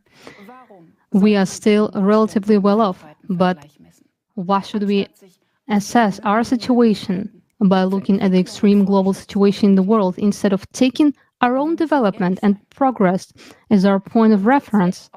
We must honestly admit that our conservative optimism and the slogan "everything will be fine" will not help us. Statistics that do not reflect the realities of our lives don't change anything. As a result, new, lowered standards are being introduced. And instead of continually improving, or at least maintaining the quality of life, we are slipping further and further into social injustice. Children growing up in poverty, pensioners picking up empty bottles. This should not be the case in our rich country. We finance our social system through our taxes and social contributions. Why are we still experiencing so much hardship? Where does our money go, and how is its distribution decided? Did you know that we Germans pay the highest taxes in the world after Belgium? That is why Germany is considered a country with a high tax rate. This is the result of a recent study by the Organization of Economic Cooperation and Development. The OECD compares the tax and levy obligations of its member countries every year, and according to the study, Germany ranks a dismal second in the world in terms of taxes and levies. Only in Belgium do people with average earnings have to pay even more taxes and levies in Germany. The entire federal budget is financed almost exclusively from our taxes. In 2022, tax revenues in Germany amounted to around 815 billion euros. And nevertheless, 3/4 of Germans are happy to pay taxes because the state can use these revenues to ensure good living conditions and security for its citizens. Why then do we not have money for kindergartens, high-quality school equipment, or medical staff? The tax laws in Germany are very very complicated, and this is mainly due to the more than 40 different types of taxes that exist in Germany, not to mention the countless laws and directives about who has to pay taxes for what and how much. It is therefore obvious that not all people understand how taxation works. As many people know, everyone who works pays income tax. This means that our wages are taxed. When we make purchases with this money, we have to pay tax again, value-added tax. In fact, in addition to direct taxes, there are also indirect taxes, which we do not even notice in everyday life. The following chart shows a few examples. In total, we give away 60 to 70% of our income in the form of numerous taxes. We forget that money deductions are the equivalent of time and energy in our lives. Time during which we cannot be with our family or take care of our health. The consumer forward of our society forces us to work hard and give away most of the money we earn, but despite this, our social problems remain unresolved. In spite of high taxation, Germany has debts. If the federal budget is insufficient, the state borrows money. And did you know that every person in Germany has a debt of 30,000 euros without even knowing it? Public debts are our debts, yours and mine, without our consent. Is it acceptable to take out loans for another person without asking them? In our private lives, it would be unthinkable, but it is done to the entire population of the country. Imagine if you now had a political vote. You could vote on what money would be spent, what laws would be passed, or what measures would be put in place to improve people's lives. Would you agree, for example, with the decision to place the heaviest tax burden on the middle class, which makes up 2/3 of Germany's population? The middle class, small and medium-sized enterprises contribute significantly to the financing of public expenditure by paying high taxes and social security contributions. Did you know that at the same time Germany remains a low-tax country for the particularly wealthy? Although corporate taxation is relatively high, multinational corporations bypass on a huge scale the fair payment of taxes through shell companies in tax havens or use tax tricks and loopholes. If this money didn't go past the Treasury, we would have a lot more tax revenue for the federal budget. But would have been the effect? The money could have been used to solve problems in many areas and help people. Why do we allow this injustice? In the first place, because corporations follow the rules of the consumer format system. They are simply trying to make the most profit possible, while ordinary people have to bear the heaviest burden and pay for it with their lives, health, and hard work. The culprit is not the big corporations, but the system itself, which is built on this principle of injustice. Inflation is an additional burden of the middle class. It has already caused the middle class to shrink in the recent years, and it is under pressure. Smays no longer know where they will exist next year. Production costs are rising, energy costs are rising, rents and interest rates on loans for businesses are increasing. What does this mean specifically for us, people? At a 10% inflation rate, your annual income decreases by 1 month's wages. This can easily be calculated without being a mathematician. That's exactly the money you don't have enough for a holiday, for example. Experts say that inflation has just begun, and if we do nothing, once it gets worse, it will be hard to stop. We will soon take a closer look at the artificiality of crises and show that the format of consumption is programmed to create crisis and inflation. What are the consequences for our country? If the middle class shrinks, the economy will stagnate. Less will be spent, less will be produced. Tax revenues will fall. There will be less money in the federal budget, therefore, less budget for social services. By improvising the middle class, Germany impoverishes itself and loses its footing. while large corporations are moving production to other countries because energy and production costs are too high in our country, small businesses, bound by obligations, must suffer.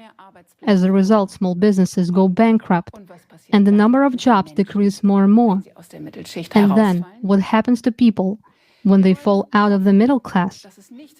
We very much hope that these people do not slip into poverty.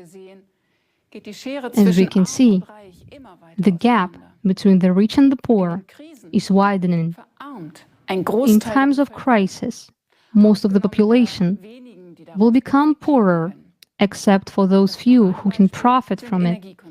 A prime example is the energy corporations that have made huge profits during the energy crisis.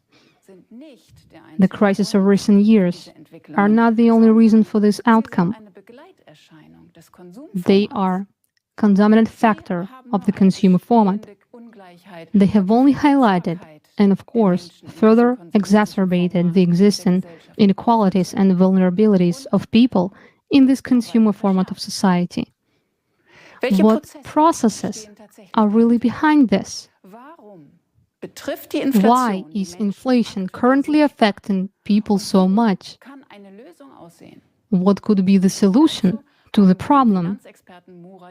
We interviewed Murat Yildiz, an insurance specialist, investment advisor, and property specialist, about this. Let's hear what he has to say about it.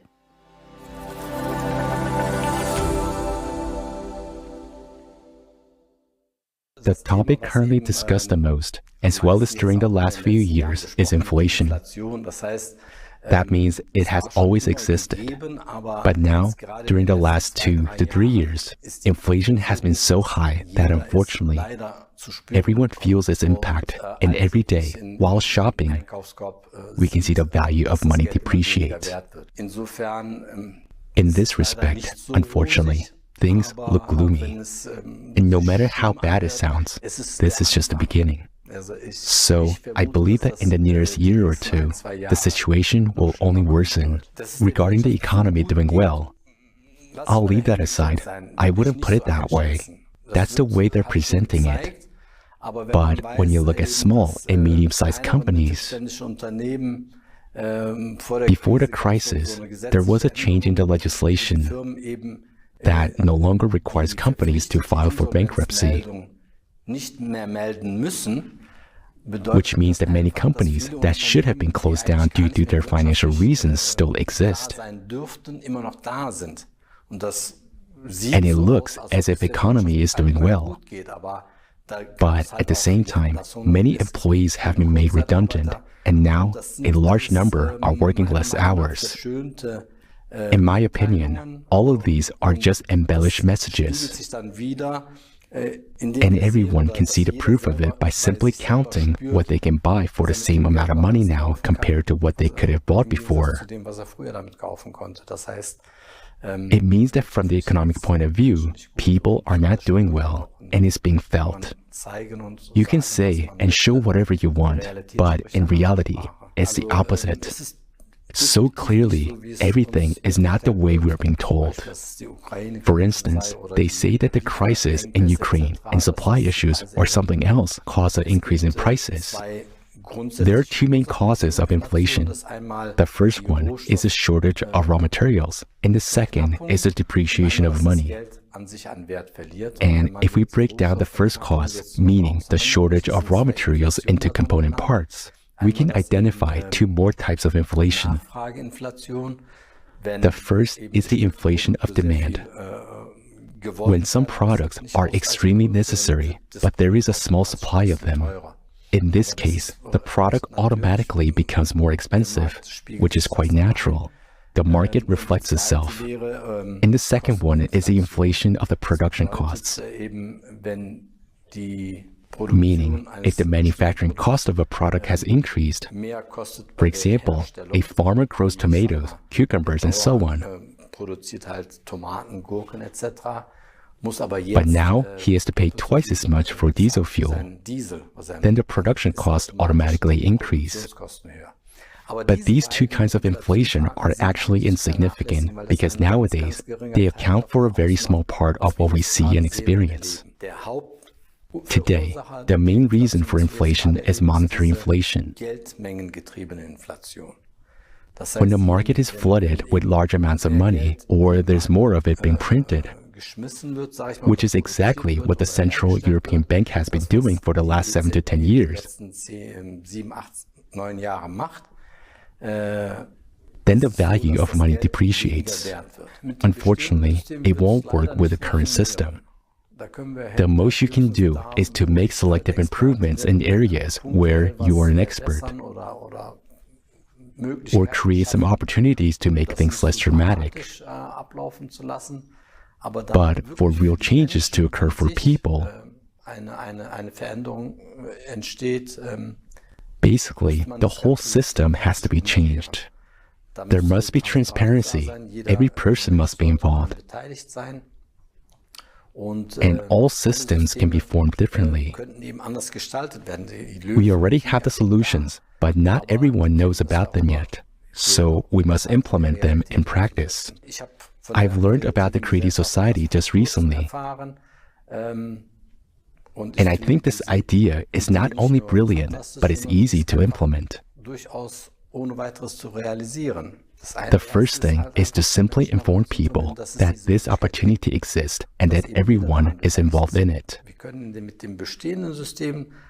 In the current system, we can only treat the symptoms, but that wouldn't cure the system as a whole.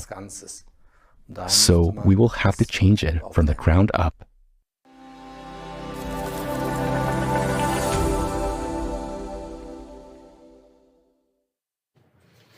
Warum ist unser jetziges konsumistisches Why is the current format of our consumer society not suitable for solving society problems? Because it is actually clear where the injustice lies. When we speak about the consumer society or the consumeristic format, we do not mean that people should not buy goods, services, or comfort. Rather, we use this term to describe the destructive orientation of our society.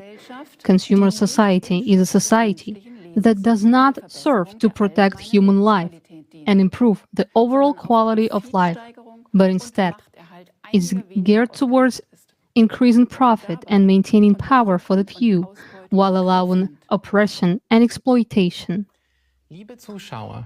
Dear viewers, we can clearly see that we no longer have a social market economy. Instead, it is more and more of a pure market economy, where there is a market for every good and service, and when it comes to existential areas of our life. Thus, all issues in our society are now reduced to just price optimization and profit maximization. What impact does the continuous expansion of market-based approaches have on the German economy and society? Due to insufficiently profitability or lack of funding, clinics are forced to close, reduce bed capacity, and cope with staff shortages. At the same time, more and more expensive medications are approved for use, and pharmaceutical companies make billions of dollars in profits. We are paying for the second most expensive electricity, not only in Europe but worldwide, while our electricity supply is becoming increasingly unreliable, and we already have to prepare for massive blackouts. In 1/5 of Germany's territory, not every user has mobile coverage because it is unprofitable for mobile network providers to expand their networks across the country. In addition, we export 700,000 tons of waste each year to other countries because it is cheaper to recycle it there.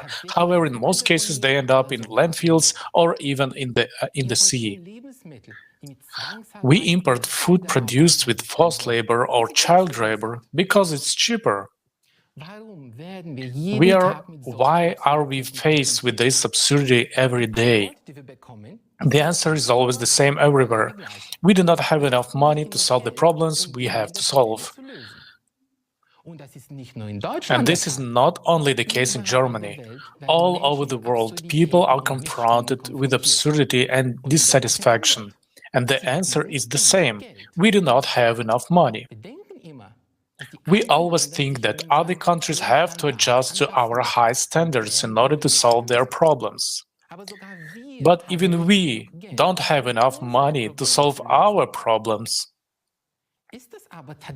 But is this really the case?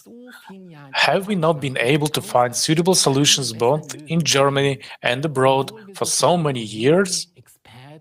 And this is despite the fact that we have so many economists, experts, and consultants. Let's now look at some figures on a global scale. They all come from renowned research institutions and international organizations.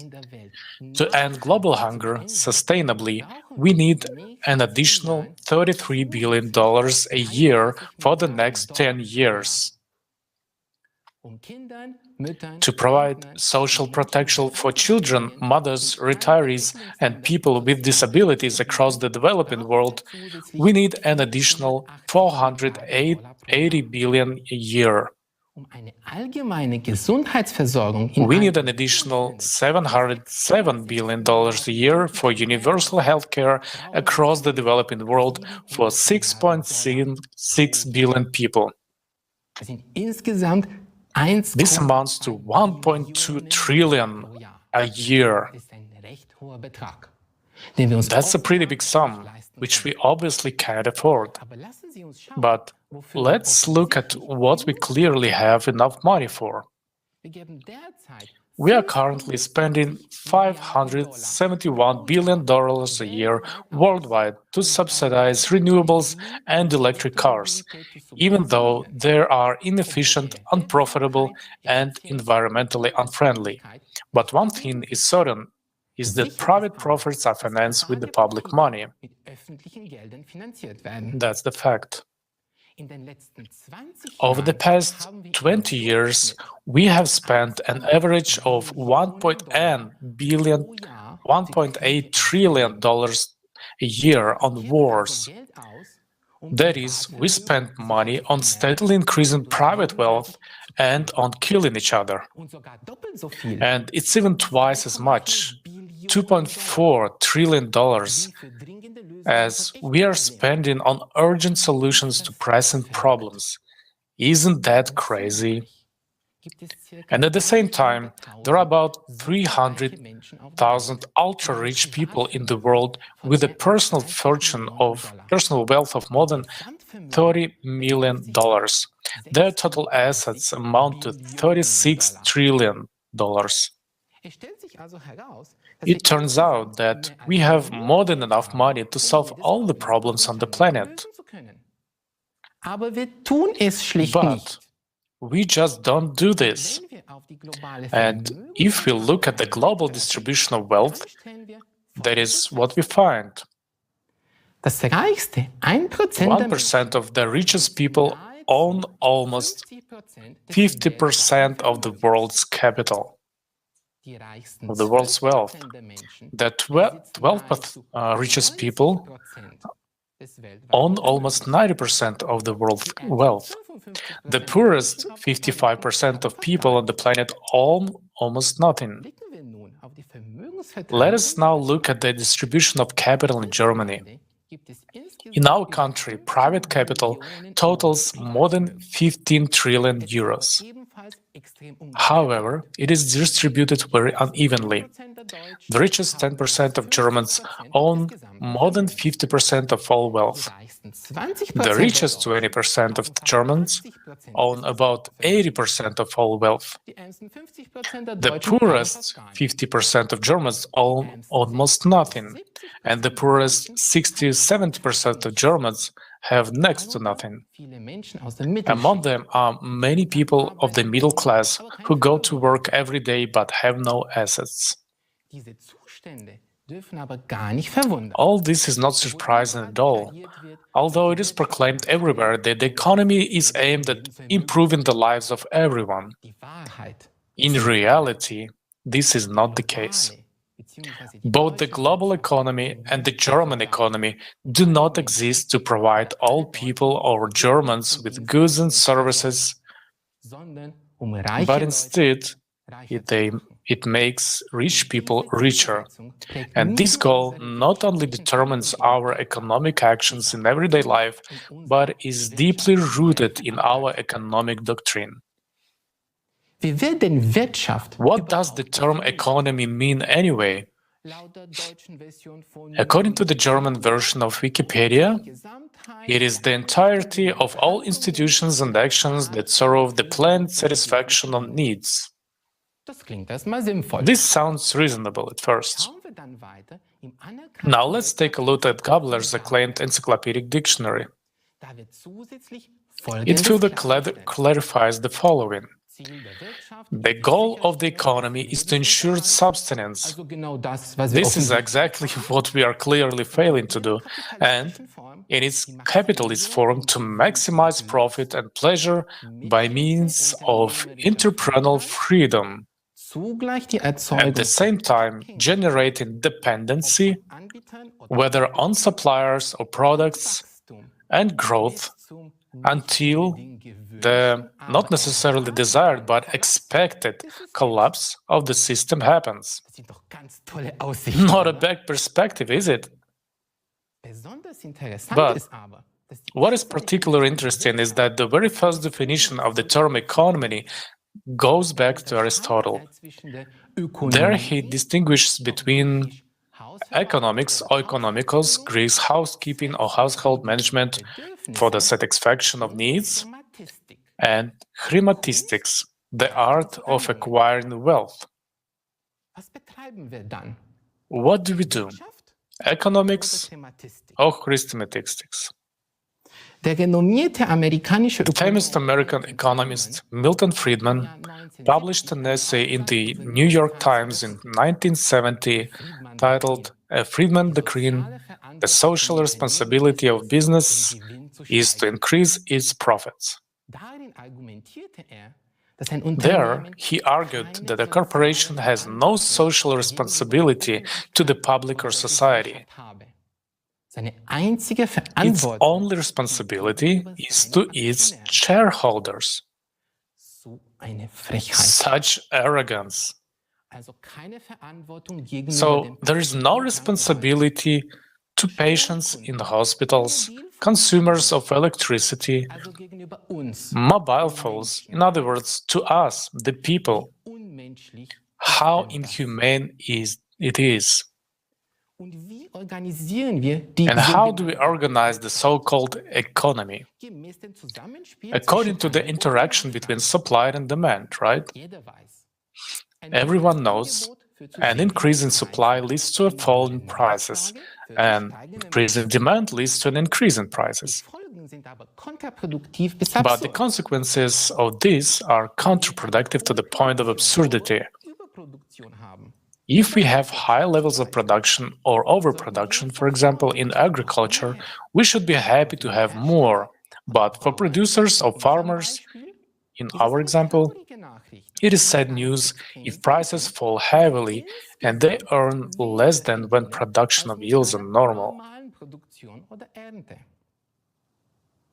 When we face a crisis of shortage, it is a blessing for a few suppliers who still have goods in stock and can sell them at very high prices.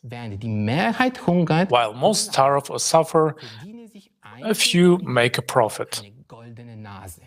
This is exactly what happened in 2020 with medical masks. The high demand caused by the mandatory mask law led to five-fold price increase. Five-fold. How mean and unfortunate this was at the end of the day. In the 18th century, the Scottish economist Adam Smith, the founder of classical economics, introduced the concept of the invisible hand.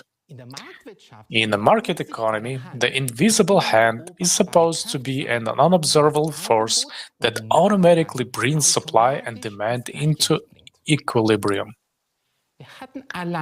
We have had some 20 economic crises over the past 100 years alone. Where has this invisible hand been all this time, when millions of people have lost their jobs, homes, health, happiness, and hope? Do we want to continue to rely on this invisible hand in the current and coming economic crisis? Do we really want a market for all our lives? Do we want to continue to strive for profit maximization instead of livelihood security? Look at how paradoxical the economy is structured. Planning takes place at every level, in a family, in a small or medium-sized enterprise, in a corporation, in a government budget, and at the highest level in the national economy. An invisible hand must regulate market developments. How does this fit with our German common sense, with our desire for security and well-being, when everything should be under control? Let's look at German and international corporations. They employ hundreds of thousands, sometimes even millions of people. These corporations are richer and more powerful than many national economies. They are profit-oriented and extremely professional. They plan everything and stick to their plans. This is also consistent with economic doctrine. But at the same time, economic doctrine says that we should not plan for our common good, but leave it to chance. And what happens in times of crisis? Sometimes markets and whole economies collapse. Sometimes the state intervenes and rescues banks or corporations because they are systemically significant. During the 2008 financial economic crisis, profits were privatized and losses were socialized. Thus, in good times, corporations generate higher profits for their shareholders. In bad times, we all have to pay taxes to cover corporate losses. This is no longer a market economy at all. It is socialism for the rich and capitalism for the poor. And last but not least, in the 2 years of the pandemic crisis, the 10 richest people in the world doubled their wealth to a combined of $1.5 trillion, while millions of people lost their only source of income. How absurd can this economic system be? It is by definition programmed to fall, to a collapse. It is particularly prone to crisis. It always favors the rich, and there's always a clear loser. This is we, the people. Vielen Dank, Christian, für deine Ausführungen. Ehrlich gesagt, Thank you, Christian, for your explanations. Honestly, it's quite sobering to hear that our economic system doesn't really provide for social justice, because everything is aimed at increasing profits rather than meeting our real needs. Du hast recht, Sylvian. Yes, you're right, Sylvian. Even though we hear about economic growth every day, the population is getting poorer. At the same time, the definition of the concept of the economy says that it should provide people with a livelihood. But today, things are different. Social injustices in crisis are taken into account and even systematically planned. But does that mean that we should continue to do so? Ultimately, economics is an agreement between people, not a universal law. Exactly. It also means that we have the opportunity to create new conditions, to build an economic system that will not provoke crisis. Now we can see that we are already heading towards the next big economic crisis, even if we can't judge it by the numbers yet. One thing is for sure, it can't continue like this. Changes will inevitably occur. Either there will be a collapse, or we will move to an economic model which can only be implemented in a creative format of society. Christian, at the moment, the economic experts of the Creative Society project have developed a new holistic model for our economy that will function differently and have a completely different vector. Could you tell our viewers more about this? Dear viewers, dear people, we urgently need a completely new economic model that guarantees sustainable benefits for all of us and will maximize our prosperity. I'm often asked, is this even possible? History shows us no positive examples. Yes, it is possible. And to do that, we have to fulfill only one basic requirement: unite in a creative society, in which human life is of the highest value, where all political, economic, and social activities are indeed directed towards the improvement of our lives. Freedom, health, safety, security, environment, and so on. This is possible only in an absolutely transparent and self-governing society in which there is no power. In a society where responsible and constructive management, in a society with no rulers, but with rules. As such conditions have been missing in society for centuries, all previous economic systems aided maximizing power and or profit are therefore failed. Moreover, we have currently reached a certain technological level that opens up completely different possibilities. The information you are about to hear is very important. It is life-changing. So please pay attention as we explore how our economic model will function. The ultimate goal of the economy in the creative society is to provide everyone with equal, best possible standard of living. We are talking about the highest quality of healthcare, education, housing, food, clothing. Everyone will have the best or everything according to the strictest quality standards. Imagine a stable economy with no crisis, no fear for tomorrow, and the entire population of the planet with a high and stable income, meaning everyone has great purchasing power as well as time to enjoy the products and services that the companies offer. To achieve this goal, the economic system needs a comprehensive transformation, which will happen in two stages. First, we need to transition from our current economic system to the economy of the creative society. This transitional period will last for about 5 years.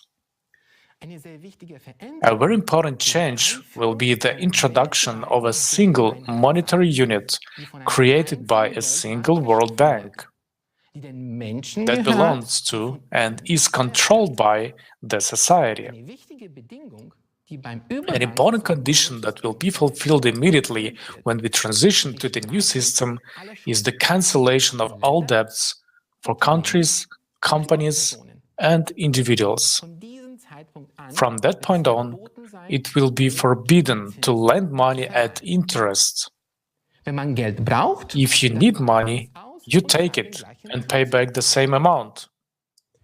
The key element of the new economic model will be that every human will be receiving a monthly, unconditional basic income equivalent to $10,000 US.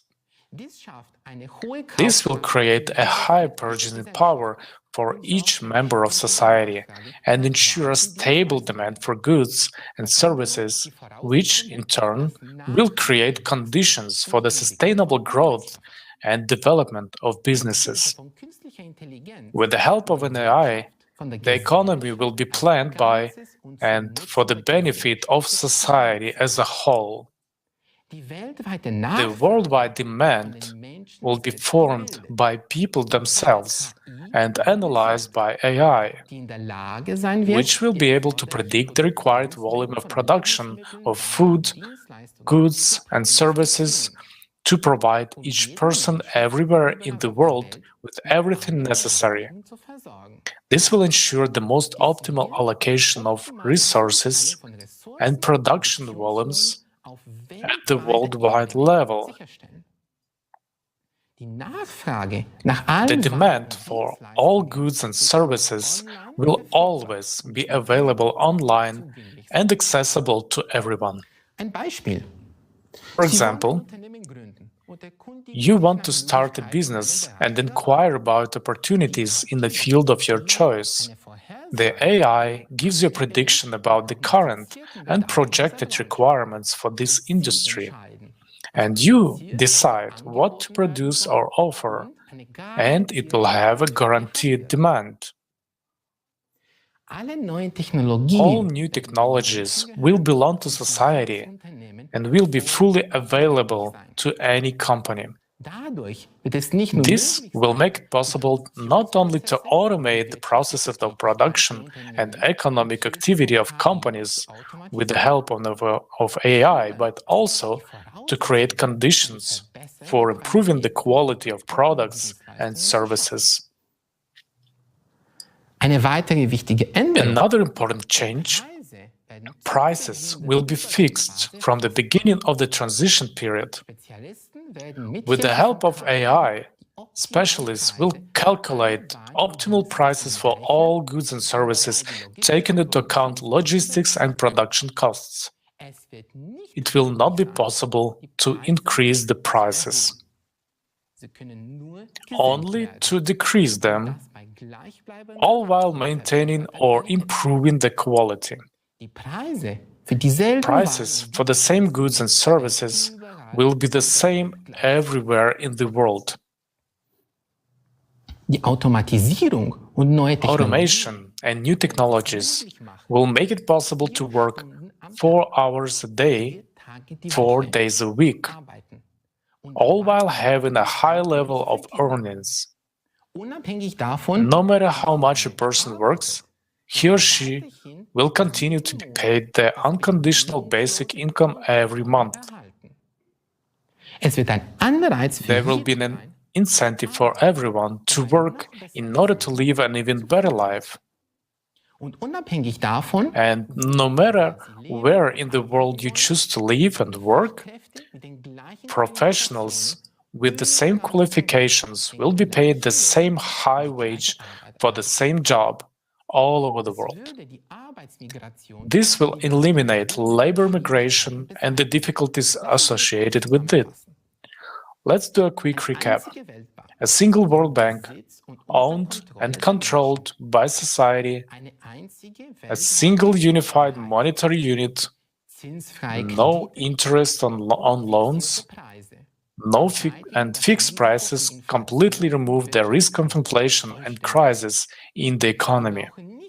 We no longer need to seek for the balance between supply and demand for money, between the amount of money in circulation and goods and services on the market. If today the competition is built on money, on price reduction, in the transitional period, companies will compete on quality. A predictable demand, fixed prices, a single monetary unit, no interest on loans, full access to new technologies give businesses enough room to improve quality and make good profits. All these factors will create conditions for healthy competition and will stimulate the production of higher quality products. This, in turn, will ensure a high standard of living for everyone. In the creative society, we will create such conditions where corruption and the influence of individuals on politics and economy will be impossible. For this purpose, a limit on private wealth will be introduced, meaning that there will be a limit on the maximum wealth per family. We will determine this limit together as a society. Let's say it will be 10 million US dollars. Such a fortune is more than enough for a comfortable, wealthy life. But it's not big enough to start the war. The world's resources, strategic industries, and life-supported enterprises will belong to the entire world community, including the mining industries, energy production, development of new technologies, healthcare, the production of medicines and medical equipment, the telecom infrastructure, the financial system, and large agricultural enterprises. At a certain point in time, after preparing all the necessary conditions and maintaining a new economic framework, we will choose a date on which the new economy of the transition period to the creative society will start. At this point, the currencies existing in different countries will be exchanged for the new unified monetary units. The exchange will be made taking into account the wealth limit. If the savings exceed the maximum threshold set by society, the rest of the money is not exchanged. At the same time, all debts will be nullified, prices will be fixed, and the unconditional basic income will begin to be paid to every person. Wir lesen oft in den Kommentaren und werden Folgendes gefragt. We often receive questions in the comments because people cannot imagine this at all in the current consumerist format. Where are we going to get the money in the new economic model in order to pay everyone an unconditional basic income of 10,000 US dollars? This is indeed a very good question. But before we answer that question, let's understand that money actually is what money actually is in general. We use money as a medium of exchange to facilitate the purchase of goods and services. It doesn't matter whether it's made of metal, paper, or it's just numbers on a screen. For centuries, gold and silver had been used as money. But over time, people came up with the idea of depositing their gold in a bank and getting a receipt stating that the bank owed them that amount of gold. These receipts or banknotes were used as money. This system was called the gold standard. But after the 1970s, the gold standard was abolished altogether. Governments around the world decided that money would no longer be backed by gold, and now money is not backed by anything. Where once the value of money was determined by gold, now it is only backed by our trust. Money is simply an agreement. Anyway, in a world where you have to pay for everything, we depend on money, and people spend most of their lives earning money. And for money, we are willing to do what we are told. Whoever has the money has the power. More money, more power. In the consumerist format of society, money is the key instrument of power. And this instrument has a master, So, who is the master of money today? In today's financial system, money is created by the central banks of the countries, although these banks do not always belong to countries. In the United States, for example, the central bank is the Federal Reserve. But did you know that the Fed is owned by private bankers? But more interestingly, over 90% of the money is created digitally by the private banking sector. So most of the money in the world is private. It is owned by someone. It does not belong to the government. It's private property. There are trillions of dollars in private hands at the moment. That's the root of the problem. Money belongs to a small group of people, not society. And no matter how we try to earn it, the money always goes back to its owners. But here's the good news. Economics is not an exact science.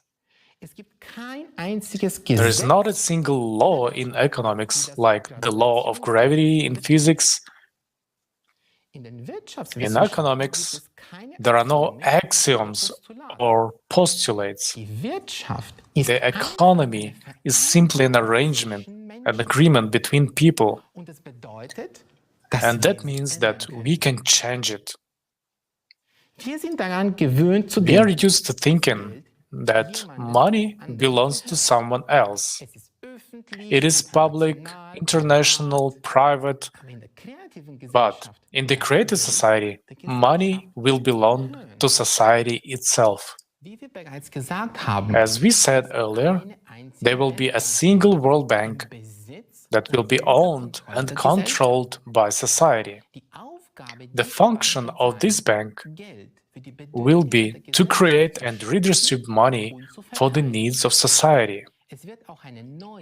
A new, single, unified monetary unit will also be introduced. With this introduction, other currencies will cease to exist and all savings and income will be exchanged for them.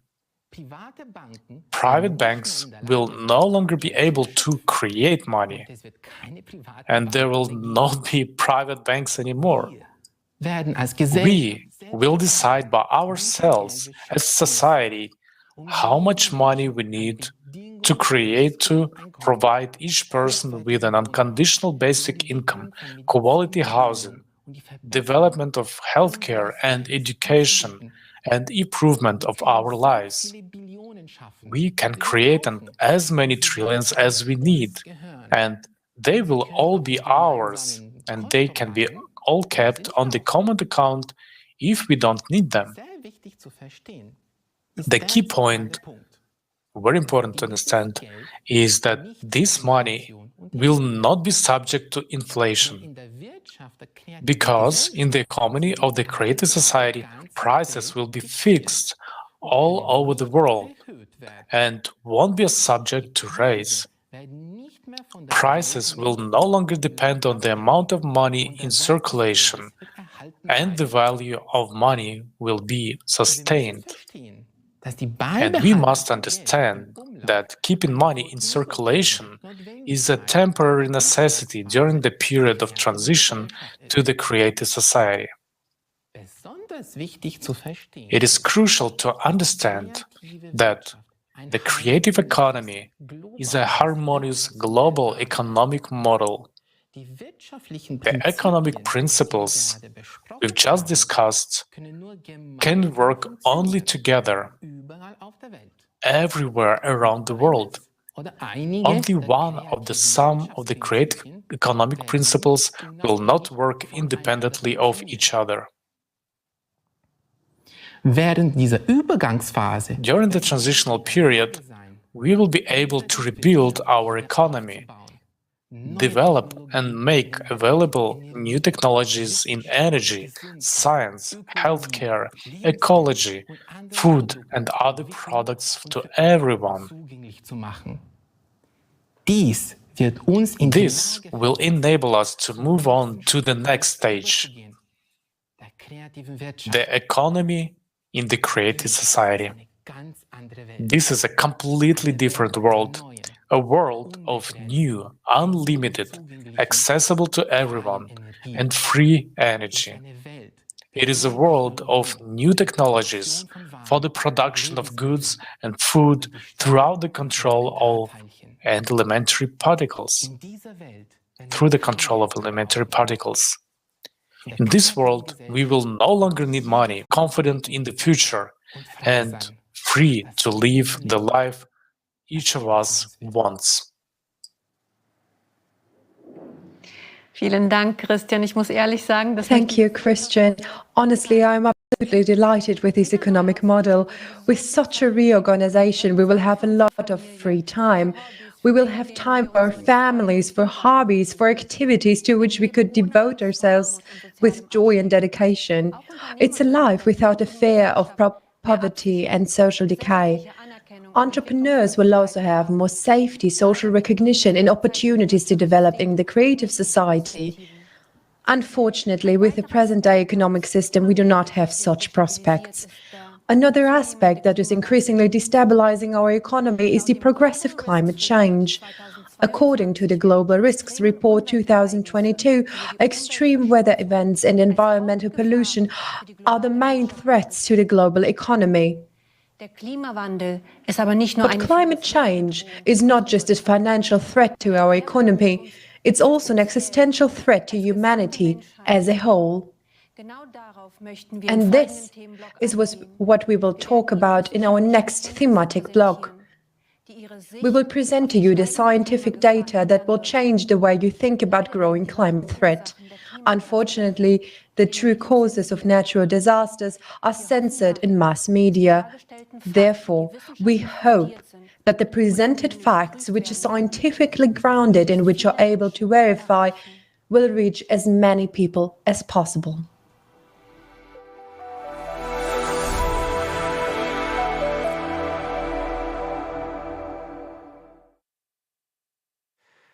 Liebe Zuschauer, Dear viewers, nowadays, not a day goes by without reports of climate-related disasters in which people suffer and lose their lives.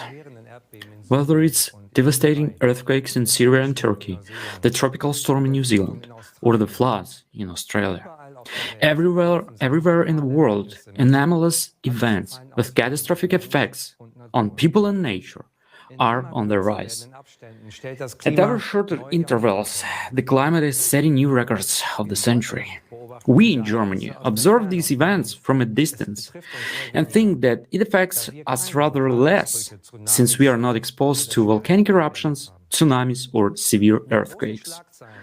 In the big headlines of international news, we only see the big events, and what is happening on our doorstep seems rather small and not so serious. Is that really so? Does the climate spare us? The volunteers of the Creative Society project have been carrying out climate monitoring worldwide for many years. Using publicly available sources of information, countries' weather services, media, digital monitoring platforms, and, above all, communication with the eyewitnesses of natural disasters.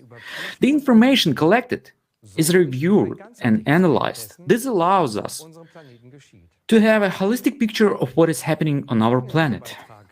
In the following video, our international team took a closer look at the events of the last few years in Germany and put them together.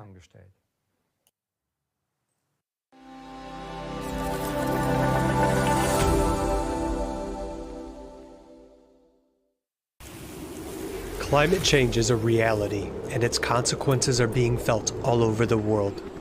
Whether it is drought, flood, or hurricane, every year we hear about new cataclysms of the century, one record succeeding another. But what is the situation in Germany?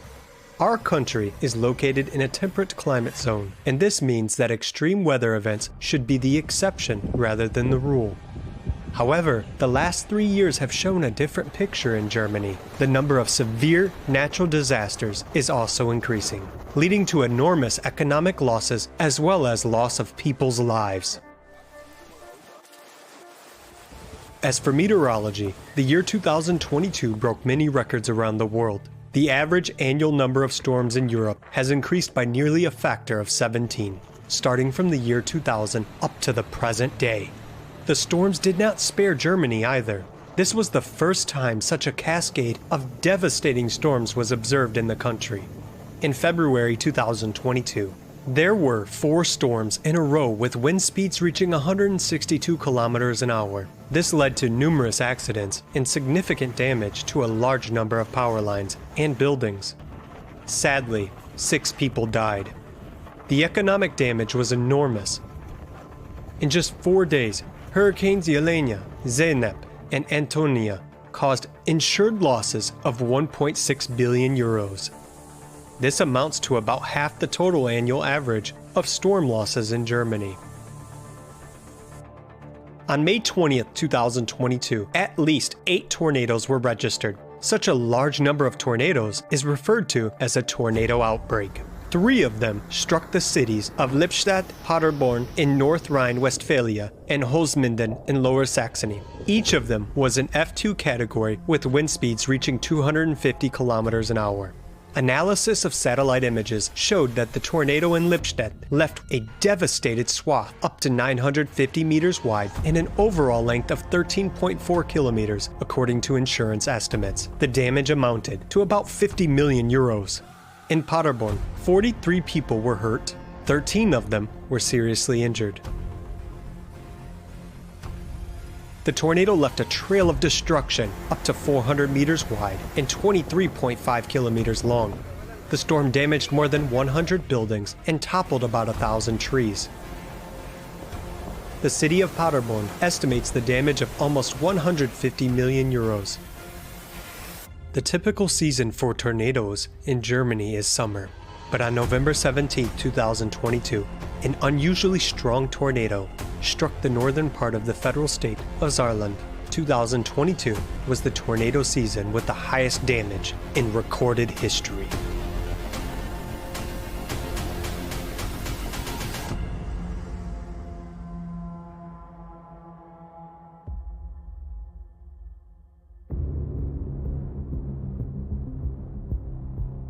The summer of 2022 was the hottest summer in Europe in at least 500 years. It is unusual that the highest daily temperature in Germany was recorded in the north of the country. On July 20th, a new temperature record of plus 41 degrees Celsius was set in Hamburg-Neuweidenthal. On June 19th, 2022, the earliest snowmelt in 62 years was recorded on the Zugspitze. The height of the snow cover was only 84 centimeters. The year before, it was 4 meters during this period. New heat records have been set this winter. Local weather stations recorded almost 950 temperature records in Germany between December 31st and January 2nd.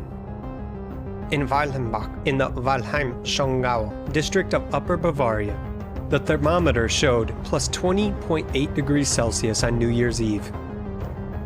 Despite the pleasant weather, this is a frightening trend. In general, abnormal heat waves are becoming more intense, longer, and occur more often and earlier than usual. As we can see from the statistics, in 2022 these trends intensified many times. Extreme heat has also affected people's health. Its negative impact on the cardiovascular system poses a direct threat to life.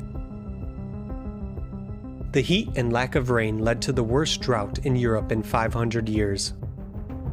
At least 64% of the EU territory was affected. This had a strong impact on the water supply and the agricultural sector. In Germany, the drought mainly affected the amount of grain harvest, which was well below the multi-year average. The Agricultural Association expects even more difficult climatic conditions in the future. Forests also suffer greatly from the pronounced drought and heat. due to a significant lack of water, which couldn't be compensated even by short and heavy rains. Forest owners have suffered a loss of 12.5 billion euros since 2019. And since 2018, about 400,000 hectares of forest have died due to rising temperatures and drought. This area can be compared to more than 500,000 soccer fields, or 1.5 times the area of the federal state of Saarland. The condition of water bodies in Germany has also deteriorated sharply as a result of the drought. Large rivers and reservoirs are becoming catastrophically shallow. The water level of the Rhine, one of Germany's most important trade arteries, has dropped to a record low. Shallowing of the Rhine caused a chain of problems. Shipping was practically halted. Supply chains were interrupted, resulting in a fivefold increase in transportation costs.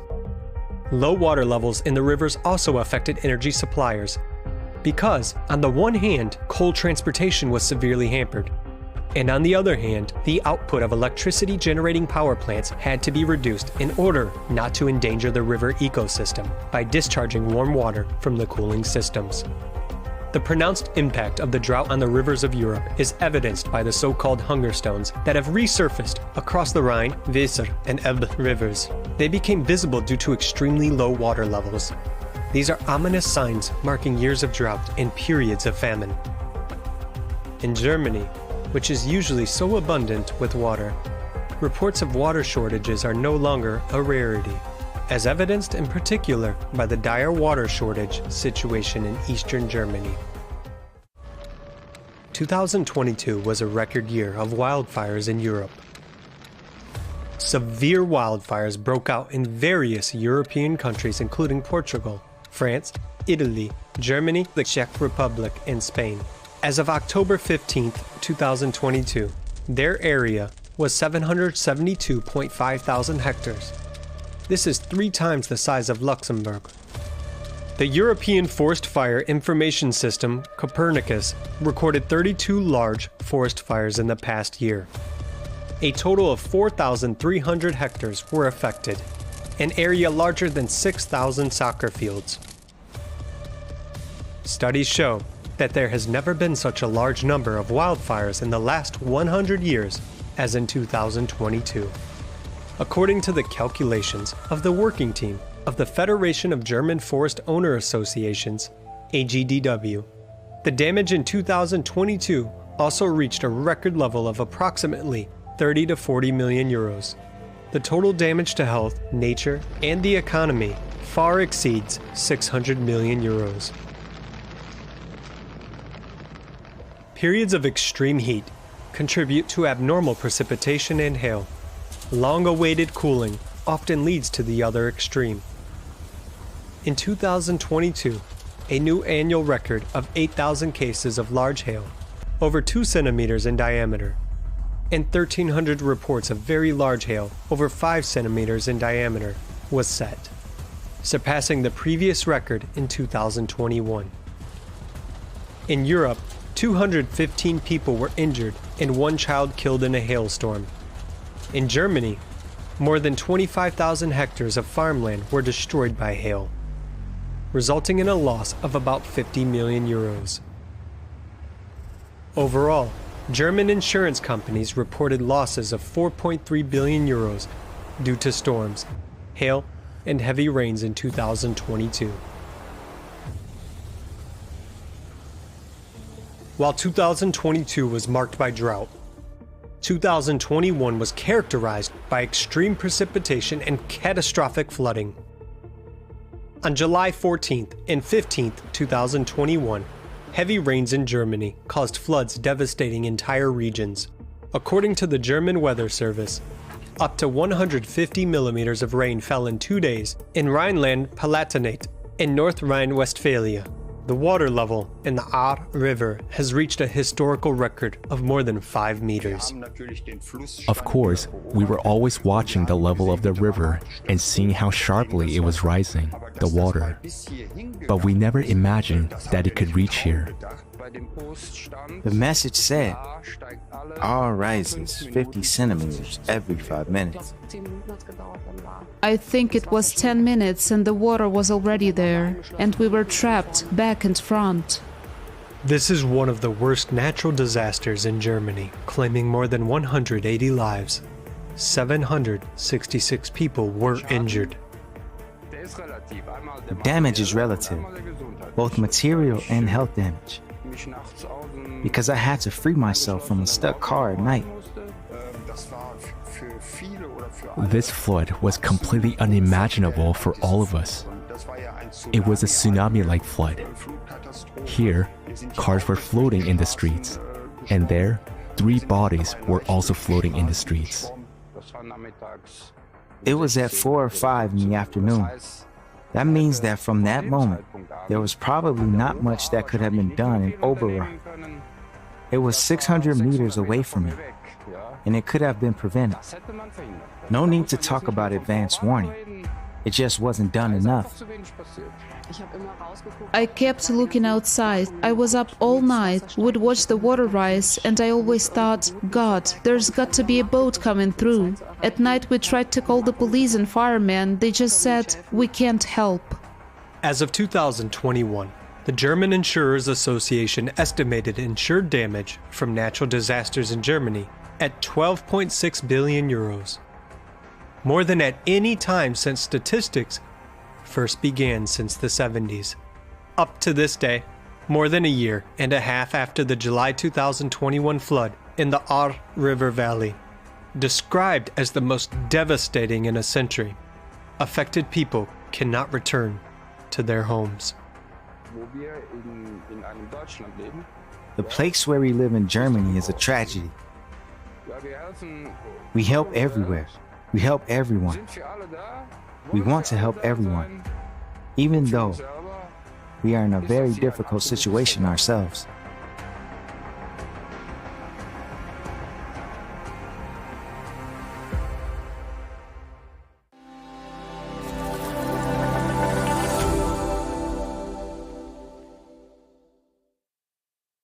This video has clearly shown to us that climate change, with its intensifying natural disasters, is affecting our country already today, causing great destruction and financial losses. This material damage, however, is not comparable to the loss of human lives. The flood in the Ahr River Valley deeply shook our country. We are not used to seeing such footage in Germany. We usually only know such pictures from other countries. We would like to thank those few people who dared to share their experience with us. Many do not believe that people are afraid to speak openly about their grievances. We have learned that to this day, not all people have been financially supported, and many are still suffering from the consequences of the flood. This is happening in our country. Despite the fact that billions of euros of aid were promised, only a little part of this money has been actually paid. Although survivors report very praisingly and positively about the support and help they received from ordinary people, neighbors and volunteers, but this help was far from being enough to cope with the consequences of the catastrophe. These events show us that a high-tech country such as Germany is obviously unprepared even for regional disasters to quickly protect human lives and provide the necessary help in time. In the Ahr Valley, the system of communication between public authorities broke down completely. Therefore, important coordination tasks could not be ensured. Instead of drawing the right conclusions and uncompromisingly coping with mistakes, spendings of the Federal Agency for Technical Relief were cut in 2023 federal budget. The course of the Federal Warning Day in Berlin at the end of 2022 also shows us that the necessary consequences were not drawn from the experience of the disaster in the Ahr Valley. Only 20 out of the planned 400 warning sirens were installed. So how are we prepared for the new disasters, which will definitely increase and aggravate? Can we be sure that we will be warned beforehand? Can we expect to have a coordinated assistance in time? Another question which we have been dealing with for a long time, whether we can do anything to counteract climate change. After all, there is a broad scientific, political, and social consensus that the main responsibility for climate change lies with human activity. We would like to delve in this subject in more and make arguments which refute this consensus. Unfortunately, we cannot talk openly about this at this conference today. Later on, you will find out why. We have been observed that despite all our efforts to combat climate change, the number and severity of natural disasters around the globe are increasing.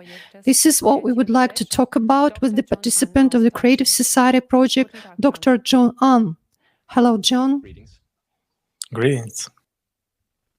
John is joining us live from the USA. He has a PhD in chemical engineering from the Technical University of Munich and a Master of Science from the University of California, Berkeley, as well as the MBA from the Business School in Seed.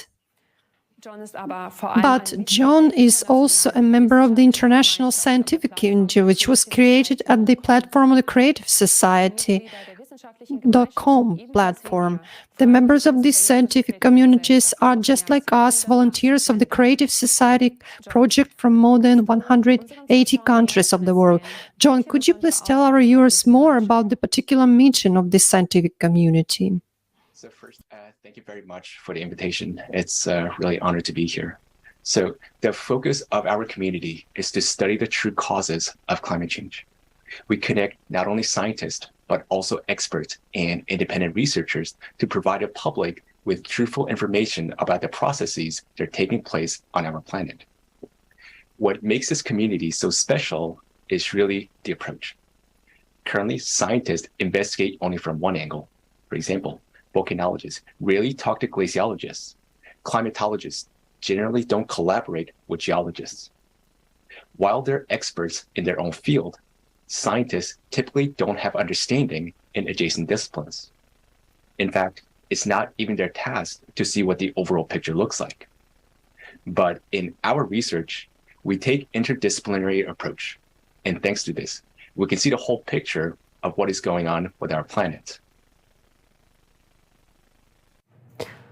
John, wie eingangs erwähnt, beobachten wir, dass Naturkatastrophen auf der Erde... John, as we already said, we observed that the number of natural disasters on Earth continue to increase. What processes are responsible for this development of events? I'd like to start by highlighting some of the anomalies observed in our planet, which I'm sure you have heard of. The first is the melting of glaciers in Antarctica. Now, many people believe that Antarctic glaciers are melting uniformly throughout the continent.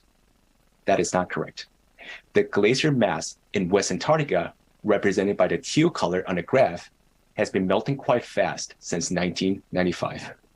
But on the other hand, the yellow color on the graph, representing the mass in East Antarctica, hasn't changed much over the last 30 years. How is this possible? Geologists are well aware that West Antarctica is a relatively young continent with a thin crust, as shown on the left by yellow and red colors, while the eastern part is a thick, massive plate shown in blue and purple. Furthermore, volcanologists know that the Antarctica is an active volcanic region with about 140 volcanoes under its ice, most of which, as you can see on the right, is located in the western part of Antarctica. Why this matters? Because according to multiple studies, magma is rising. When magma rises, it activates volcanoes, which are located underneath the melting glaciers in the west. Moreover, this heat flow from beneath would impact the most where the crust is the thinnest. This is Western Antarctica. In other words, the glaciers are melting from bottom up.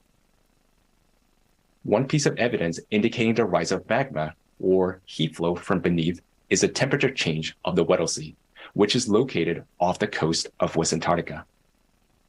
The water at the bottom of the sea warmed up nearly 5 times faster than at the top. This happens because most of the heat is coming from the bottom, not from the sun. Another evidence indicating the rise of magma is an increase in seismic activities. The number of earthquakes is shown on the graph on the left, and the magnitude, or the total energy release, shown on the right, have been increasing since 1995. The increase in seismic activity also correlates well with an increase in global temperature. Let's have a closer look at the location of earthquakes before and after 1995. As you can see on the screen, earthquakes are now emerging in regions where they have never been before. Moreover, earthquakes have started to occur in waves and synchronize around the world. We had an example of this in Turkey and Syria last month. First, earthquake of magnitude 7.8 and 7.5 occurred on February 6th, followed by a series of earthquake cascades around the world. And just 2 weeks later, earthquakes of magnitude 6.4 and 5.8 occurred again in the same region. This scenario is developing according to our mathematical model, which was described in the forum Global Crisis, Our Survival as in Unity last November. And unfortunately, we will be witnessing many more earthquakes in the coming years. One final note is that the international seismic agencies have been downgrading the magnitudes. And since 2015, they have been concealing the increasing number of earthquakes and thus misleading the public such that many people are not aware of increasing seismic activities around the world. This topic was also discussed in the forum. The earthquakes in Turkey and Syria have shocked the whole world. Volunteers of the Creative Society are currently preparing a report with numerous eyewitnesses where we will show what people are going through and how much all this affects all of us. This report will be presented at the upcoming forum Global Crisis, There is a Way Out, which will take place on April 22nd, 2023. In addition to the growing climate challenges, the forum will discuss such topics as the collapse of the world economy, the threat of the development of artificial intelligence, and the aggravating climate crisis. This forum is a very important event for all of us. People from all over the world will find out together what solutions are available to us as united humanity to face the challenges of the future. Let's return to the question why such events will become more frequent. John, you've pointed out that earthquakes are becoming more frequent and stronger because of the rise in magma. But what is the cause of this? Let's go back to 1995, when a series of changes began to occur inside our planet. As shown on the slide, one example is that since 1995, the magnetic North Pole started to drift quicker, about 4 times faster than the norm. Also, the magnetic field has weakened by 15% from the norm by 2015 and declined even further since then. We're now seeing, as a result, the northern lights becoming more intense and penetrating to more southern latitudes. Furthermore, unusual phenomena in the atmosphere have been observed recently in different parts of the world, including Germany. And since 1995, the rotation axis of the planet sharply shifted, as indicated on the left, and moreover, the rotational speed of the Earth, which typically goes through cycles of acceleration and deceleration, began to accelerate much faster in recent cycles, as shown by the right by the steeper yellow lines. Now, what could cause the changes in the magnetic field, axis of rotation, and the speed of rotation? It is a core of our planet, something that synchronizes and stabilizes all processes on Earth, something that has been stable for a long time. But the core abruptly shifted to the north, towards Siberia, around 1998, and it is now destabilized. Why is it significant? Do you recall the emphasis on the rise of magma? The destabilization or imbalance of the core accelerates the rotation. You can imagine a wobbly sphere, increases the centrifugal force and causes magma to move further away from the center towards the surface. And when magma rises, it exerts more pressure on the Earth crust, which triggers seismic activities and opens up new fracture zones. This allows water from the surface to escape into the Earth's interior, drying up lakes and rivers, even though precipitation and floods are increasing. In addition, the rise of magma causes increase in volcanic activity, heating of the glaciers and oceans from bottom up. Okay, so the processes we are observing are all related to the changes in the Earth's core, which have been registered since 1995. What actually triggered those processes? Is this a unique phenomenon? It is related to cyclicity. Every 12,000 years, our planet goes through major climate changes, has more natural disasters like what is observed in recent times. For example, geomagnetic excursions occurred about every 12,000 years. According to geological evidence, the magnetic field has weakened during this period, similar to what is happening today. Moreover, the ice core studies indicate that the volcanic activities increase every 12,000 years. This is shown by the figure on the left. Note the periodicity of the big red circles, which reflects the size of the eruptions. You can notice that the volcanic eruptions are particularly more catastrophic every 24,000 years, and we are currently about 24,000 years ahead from that previous period. So what does that tell us? We're about to go through major climate catastrophes. What we have seen so far is only the beginning. Many more are ahead. And based on our mathematical model, already in 2028, just 5 years from now, there will be nearly 700 destructive earthquakes per day. Life will soon become unbearable. In addition, economists from various countries estimate that the world's GDP as early as 2030 will not be able to cover all the losses from natural disasters. Our planet had made through previous cycles, albeit with great losses, but not this time, because we humans have destroyed the ecology of our planet and killed its immunity, the self-defense system. More on this topic was voiced on last November's forum. Watch it, and you will understand that we urgently need to act.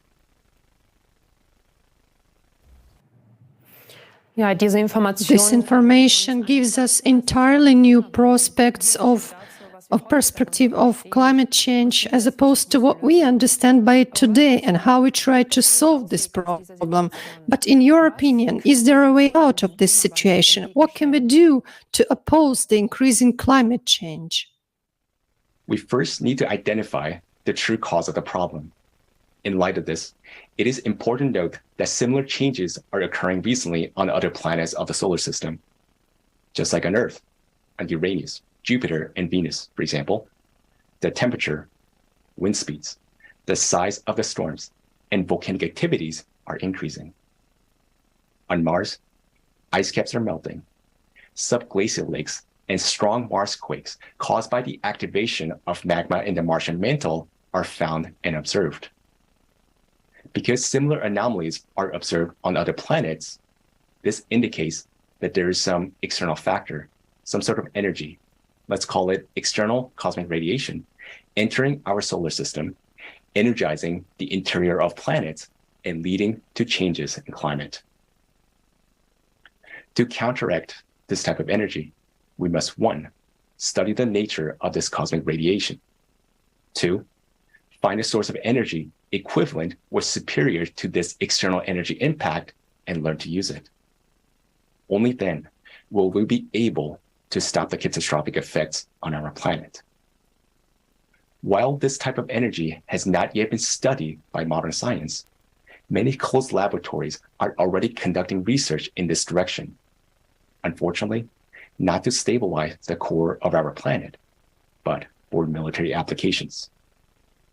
Scientists working in this area have the necessary skills, experience, and understanding that the world-famous Nobel laureates and grant eaters have never even heard of. But these essential scientists will not be able to work on our survival because no countries will let them, as long as our world continues to live in a consumerist format, the format of the eternal race for domination, influence, and power. Because every state in the race for domination will hide its real best minds to the very last. So the real essence of the climate problem is that scientists cannot be united in the current format of society. Thus, if we really want to survive, we should change the very format of society, the very model of our social organization. We need such a format of society which would provide no conditions for wars to break out and where it will be impossible for few to rule over billions. And it doesn't matter what this format will be called. What is important is the conditions it will create in society, the conditions where human life will have the highest value. This format is what we call creative society. Creative society forms such conditions in the world in which we will finally end the competition for profit and power. And most importantly, we can bring real genius scientists together. Only this will give humankind a chance to find ways to counteract this cosmic radiation, to stop the destabilization of the core, and to prevent the growth of climate catastrophes. In the creative society, humanity gets a chance to survive. And what's more, we get a chance to build a unified civilization, as we should be, so that never again will humanity face such threats. Creative society is our real chance for life. Vielen Dank, John, für diesen Thank you so much, John, for this valuable report. The fact that we have the opportunity today to learn the research results of the international scientific community is crucial for us, because honest and conscientious scientists today are trapped in a profit-oriented format, and they do not dare to inform the world public about the real threats and upcoming events because of fear of losing their position, fear of public slander, or because they are censored. In today's conference, we had to bypass certain topics because a few weeks ago, the global initiative Creative Society has faced a massive removal of channels in different countries. First of all, it is unjustified and without any warnings, videos and channels are deleted which talk about the real causes of climate change. Why? Because people would be able to ask the logical questions. Why are we paying for decades for measures that do not stop climate change and do not help the victims of climate disasters? Mass media giants not only infringe on freedom of speech, but they endanger all of us and themselves as well. Because of false theories, we lose precious time and resources, but it's exactly what we need urgently right now to mobilize our strengths as a united global community in the face of increasing cataclysms. Every day of lost time means the loss of human lives. Today, using the example of Germany, we have seen only a fraction, a small part of what people around the world have to experience. No country, regardless of its economic situation, can protect itself today from the current natural disasters. These events are escalating with increasing progression. It is necessary for us to unite all people in the world so that we can reach the necessary scientific and technological level in time and be able to counteract cosmic radiation with a relevant power counteraction. Political representatives will not be able to unite scientists in the current format of society because of the geopolitical conflicts that divide people. What kind of reaction will this shocking information provoke from the population without concrete solutions, which are impossible in our consumerist format of society? Of course, this will cause only panic. Thanks to volunteers of the Creative Society project, people around the globe start talking about these important problems and ways to solve them. On April 22nd, 2023, the World Forum Global Crisis There is a Way Out will take place. Climate experts, independent researchers and volunteers will present the results of decades of interdisciplinary research. No news portal has still dared to publish these facts until now. This forum is organized by people themselves and on their own initiative because it is about our common future. The forum will be simultaneously interpreted into more than 150 languages, which will break all the previous records. Let's watch together the trailer to this great event.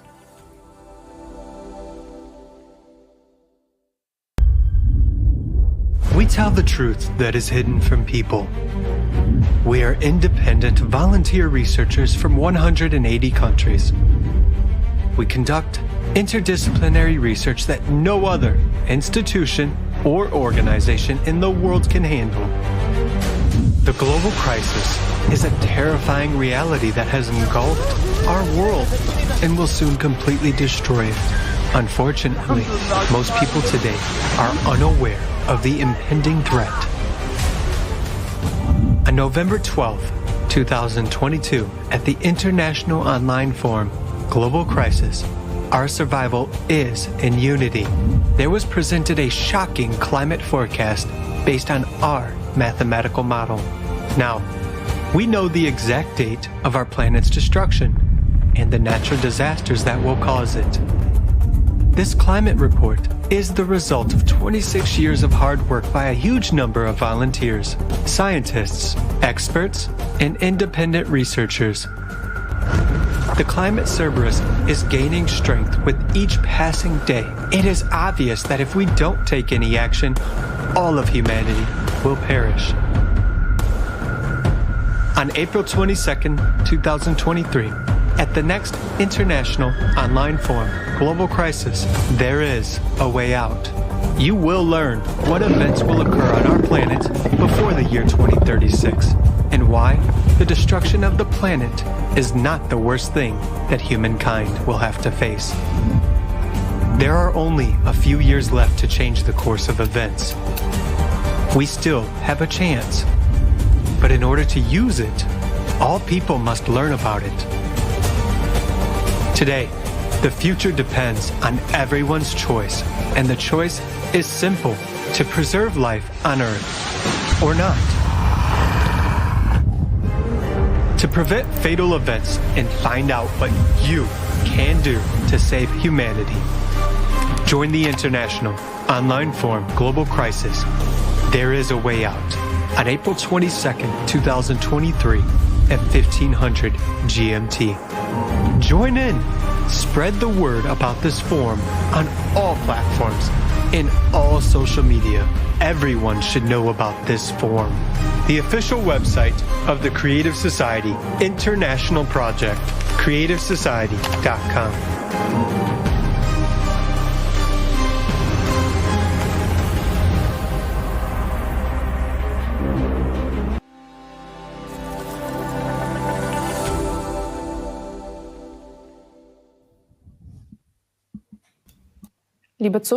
Dear viewers, unfortunately, these are not scenes from a blockbuster, but the tragic reality of today's climate situation. Denying this can cost us our lives. It is not scaremongering, it is our appeal to you, because many people are still sleeping while our common home is on fire. Only when we understand the seriousness of our situation, we will see that there is no time for divisions and we must act as one united human community. I hope that we've been able to bring this vital information to you. Now we would like to move on to the next part of our conference. where the solution will be presented. But this will only be possible in the creative society, where the scientific and technological potential will be united, free from geopolitical interests, and it will ensure that we will be able to counteract climate processes. About how we can build the creative society within a very short period of time and thus find the way out of all the crises, we will tell you in our next thematic block.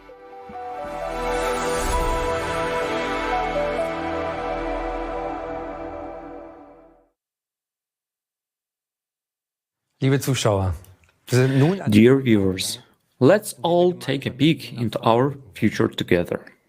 Sie haben heute viel von Problemen. Today, you have heard about many problems and absurdities that affect and even threaten us all. Doch so unterschiedlich die Krisen But as aussehen, different as the crises may seem, they all converge on one point: the impasse of our current consumerist format of society. All the solutions we strive for may lead to individual improvements, but unfortunately, we are not solving the problems at the root. And this despite the fact that we have possibilities and technologies that could already help us today. Our one-sided focus on even more profit and income is blocking our way out of all crises. It leaves us hardly any breathing space, and whoever stands still loses. That is what the current consumer society is all about. But what actually made us build such a society? Who decided that this material pursuit dictates our entire lives? Was it a decision of us people? Do we really want to live like this? We asked people about this. We wanted to find out what people really want in life. What should a society look like in which they want to live? Let's watch the following video.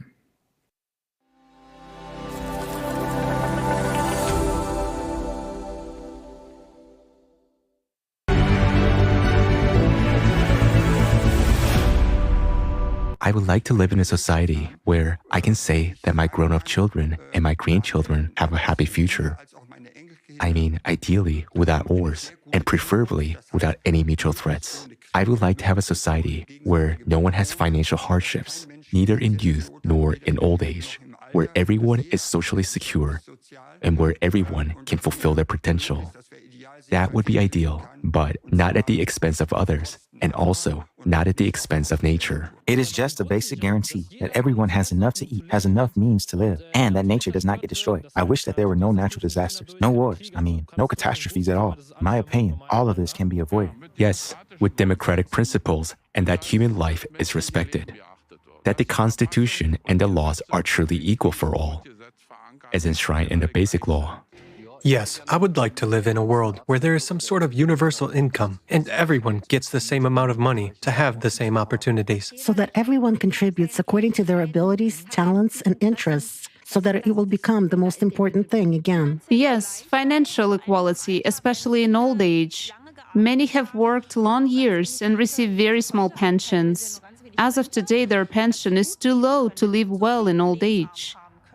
Any education should be free. Knowledge should not cost money in order to be able to further educate oneself. So that children grow up in the society where they can think freely, speak freely, where they can simply trust their perceptions.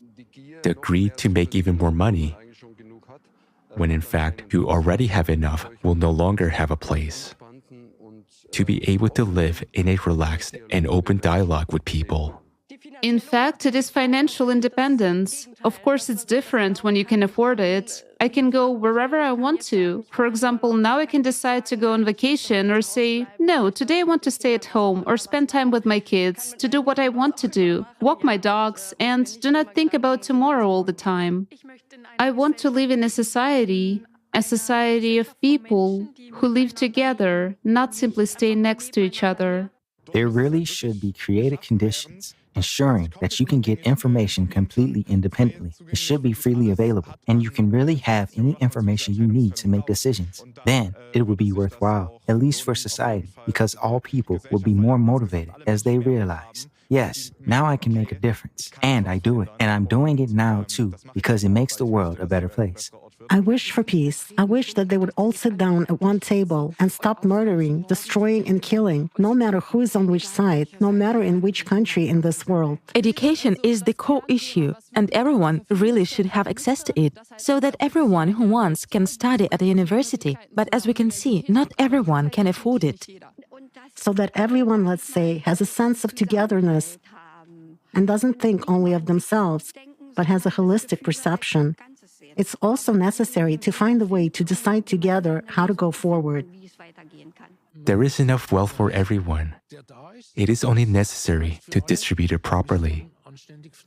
I would say, in any case, a place where you are accepted, where you are loved, where you don't have to be afraid to express your opinion, where everyone is allowed to have their opinion and it is accepted, and no one has to be afraid that they will be judged by their neighbor. If you want to find solutions different from what is presented to you in society, they always have to come from below. Decision-making from the top will not work, and it is always the system-relevant things that are in the forefront, that is, consumerism and so on. I would fully support this.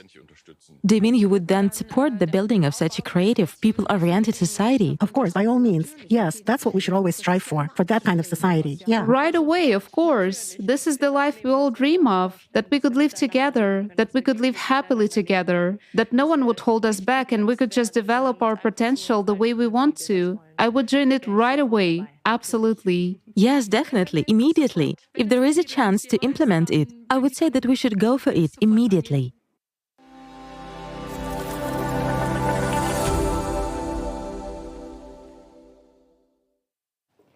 Können Sie sich den Antworten Do you agree with the answers? Isn't it also your wish to live in such a society? These are exactly the questions volunteers have been asking millions of people for 10 years in the world's largest society survey in 180 countries. What kind of society do you want to live in? The essence of the answers shows one common and universal understanding. People want to live in freedom, in security, and without wars. They want to be respected and loved. As a result of these years of international social surveys and expert discussions, the model of the creative society was developed, which corresponds to what people want. But the essence is more important than the name. The foundation of the creative society is formed by the 8 pillars that encompass all spheres of life in society. Let's now take a closer look at these principles. In der kreativen Gesellschaft ist der Mensch die grundlegende Einheit. In the creative society, the human being is the fundamental unit of the society. Humanity is just one big family.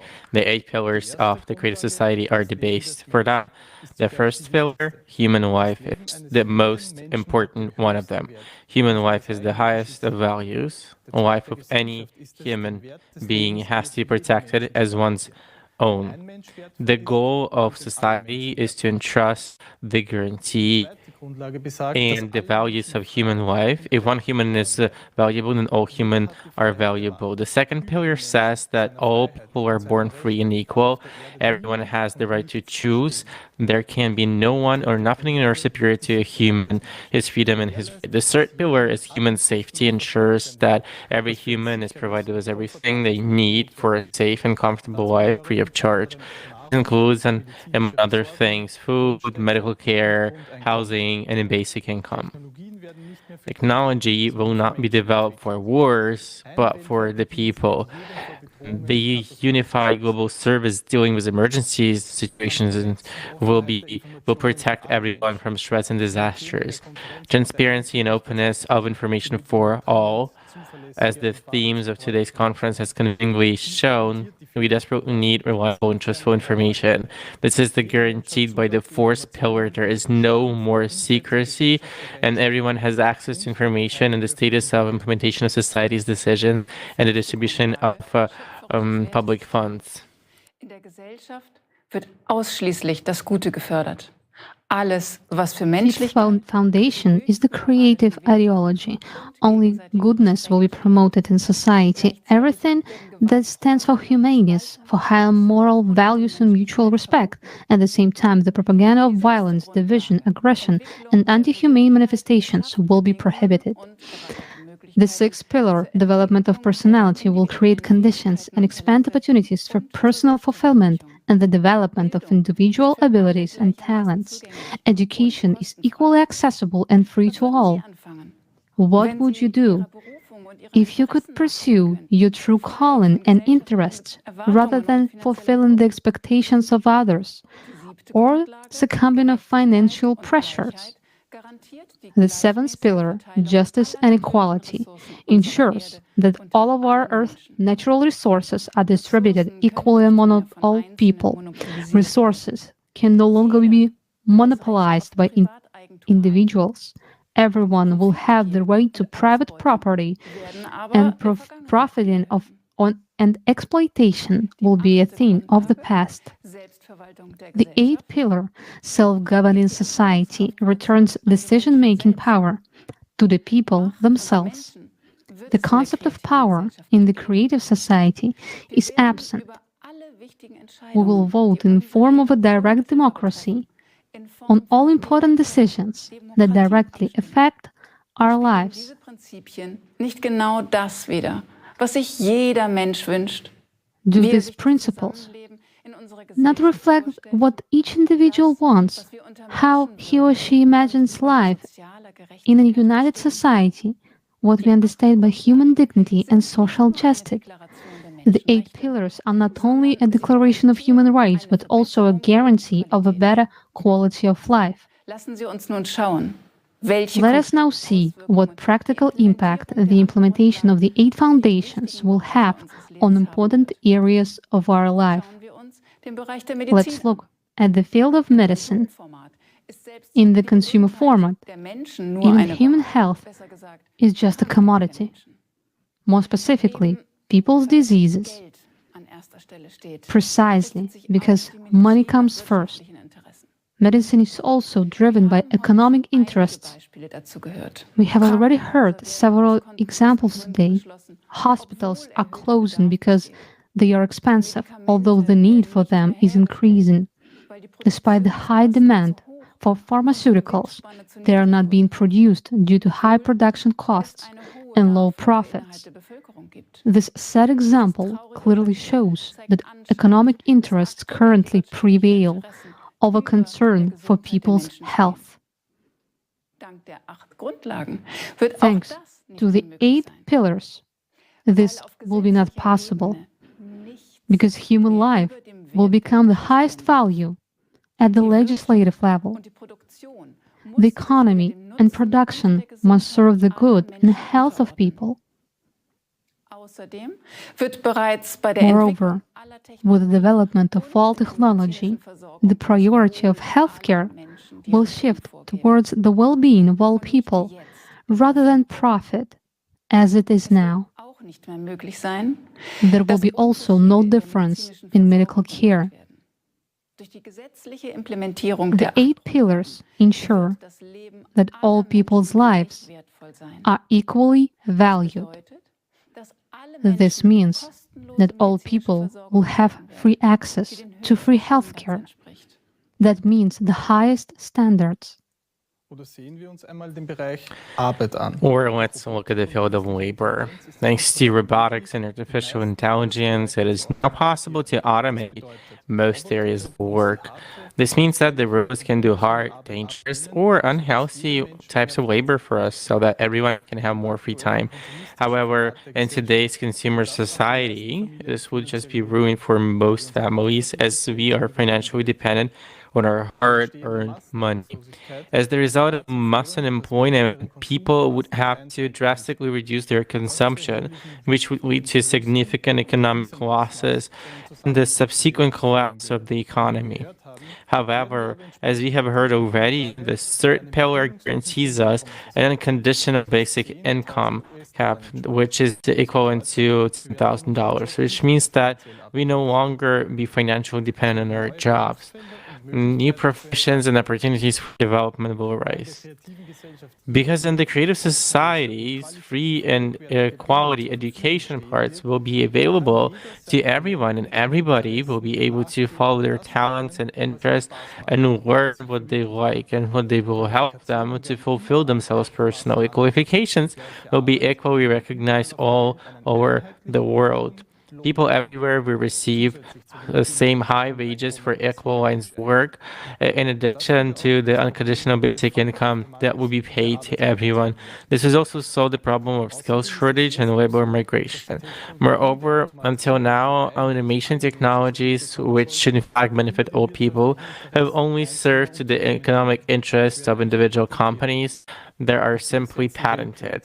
With the legislation of an adoption of 8 pillars of the creative society, all technologies and scientific advances will belong exclusively to society itself and benefit all the people, which means that all benefits will equally available to all the people.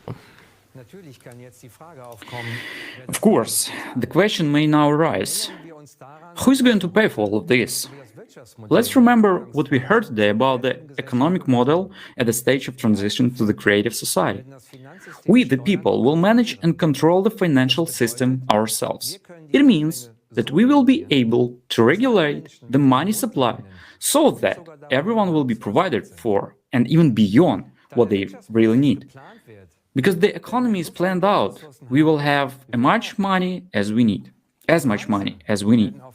Moreover, there will be no inflation since prices will be fixed by law and can only decrease. Prices for identical goods will be the same all over the world. This will be possible thanks to effective and efficient logistics. In the current consumer format of society, the majority of scientific advances are unfortunately used for military purposes or for profit maximization. In the format of the creative society, where all people are united by a common goal, all the bright minds and all the resources we have as humanity will work together for the benefit of all people, not to maximize the profits of the few as it happens now. All the scientific organizations that are now divided and working against each other to develop technologies aimed at destroying humans will be able to unite the scientific and technological potential in the creative society and use it for the benefit of all humanity.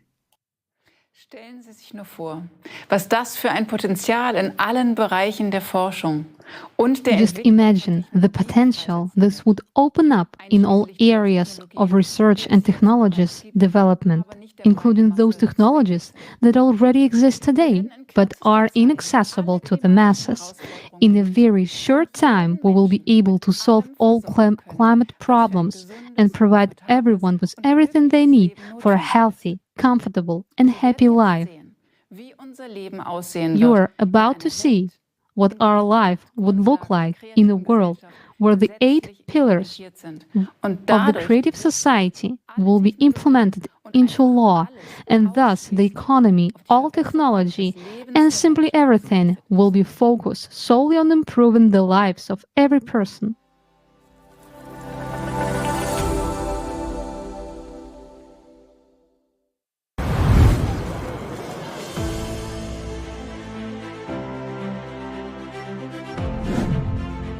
Safety.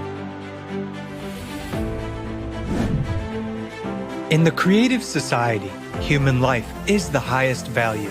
This society will be safe for you and your family. The latest technologies will be implemented everywhere to help security services stay ahead of the curve. We will finally have a sense of security. Concepts like crime, missing people, killing of children and adults will no longer exist in any part of the world. No longer will you be afraid to let your child go to school or outside. You won't be afraid to walk home late at night, go for a jog, or go to concerts. In the creative society, no crime or offense will go unpunished. In the creative society, the safety of each person is the highest priority. Healthcare.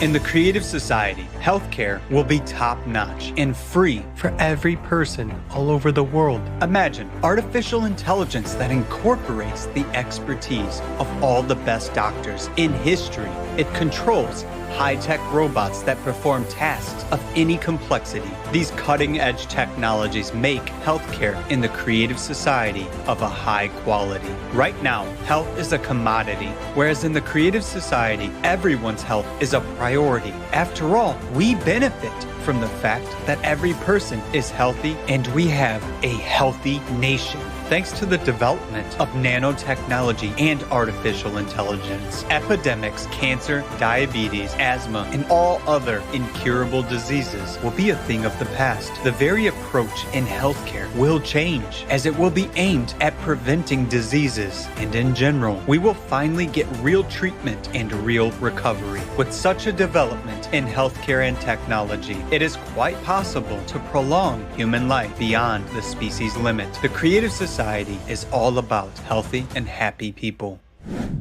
Education.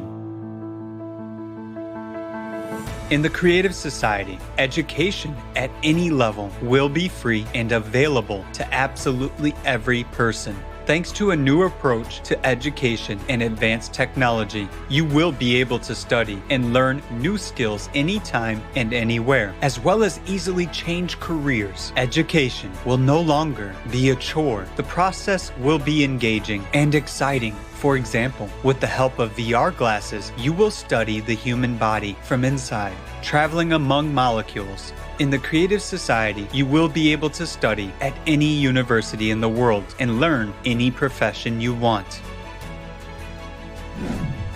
Economy. No inflation.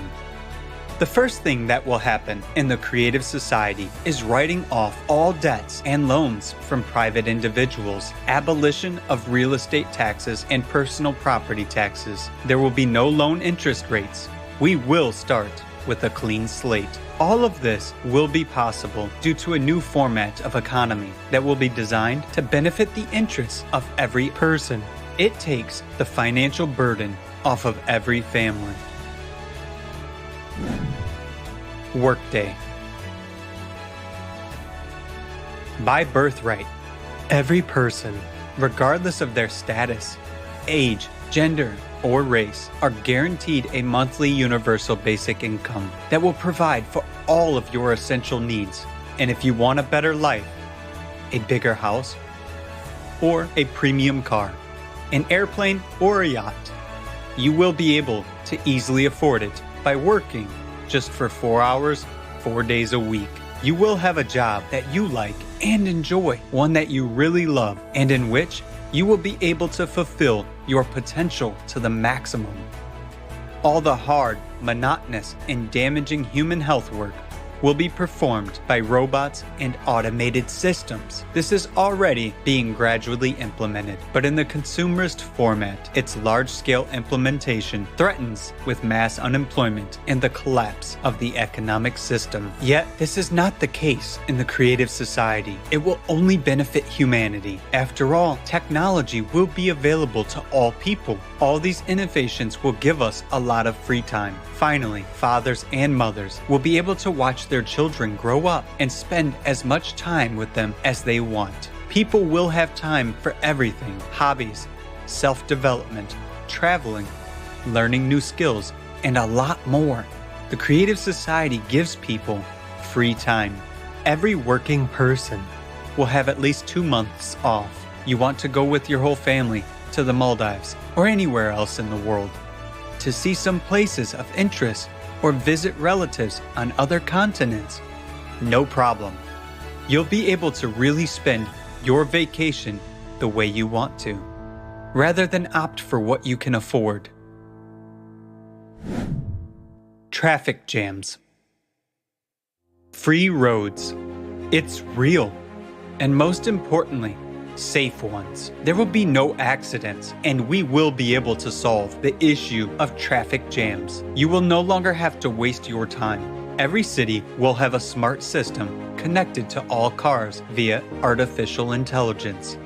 This system helps regulate and control traffic on the roads and calculate the best routes.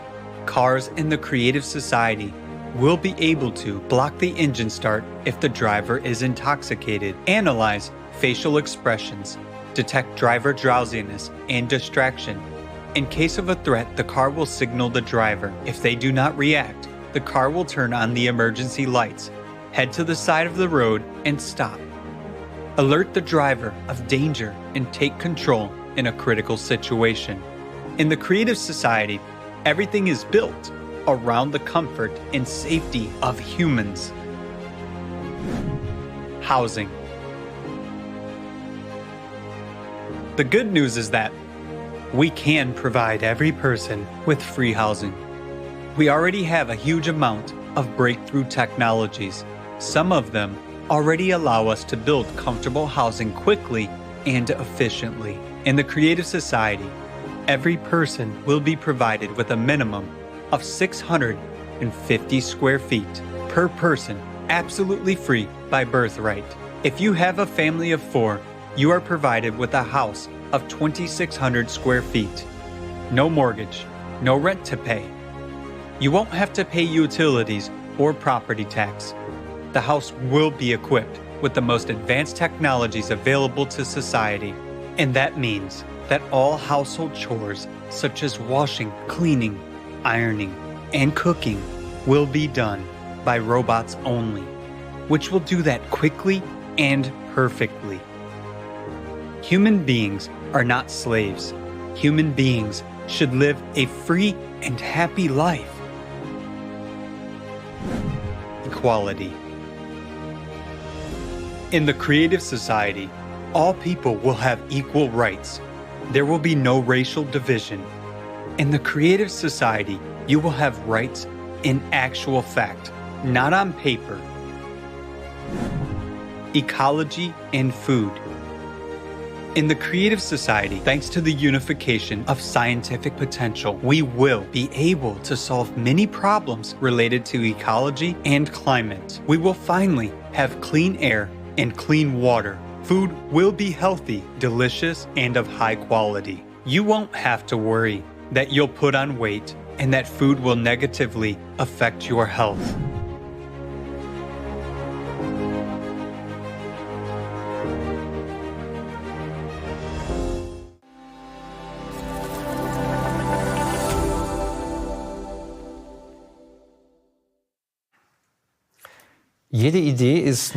Every idea is only as good as it is feasible. This also applies to the Creative Society project. We would like to emphasize that it will be implemented exclusively by peaceful and democratic means, and that this goal is absolutely realistic. However, this requires the conscious decision of each individual to live in the Creative Society. The building of the Creative Society will take place in 3 successful stages, in full accordance with the law. Information stage, second, political stage, and third, world referendum. We are currently in the first and most important stage. The aim of this stage is to inform the majority of people on the planet about the Creative Society project. This stage is already being actively implemented by the project participants all over the world. They tell about the pillars and the stages of building the Creative Society, about its benefits that will be available for everyone, and show how every person can participate in the information stage.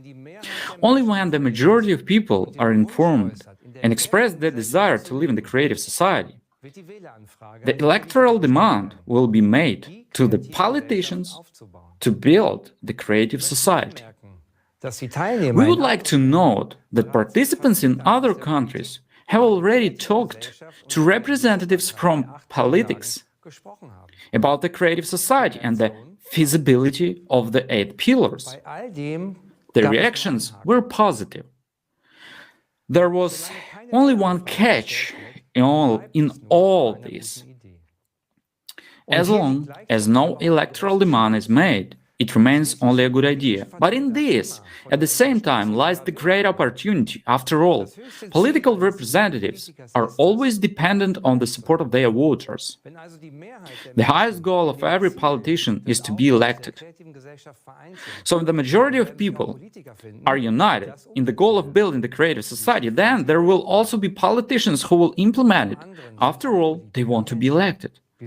On the other hand, politicians are also human beings, like you and me.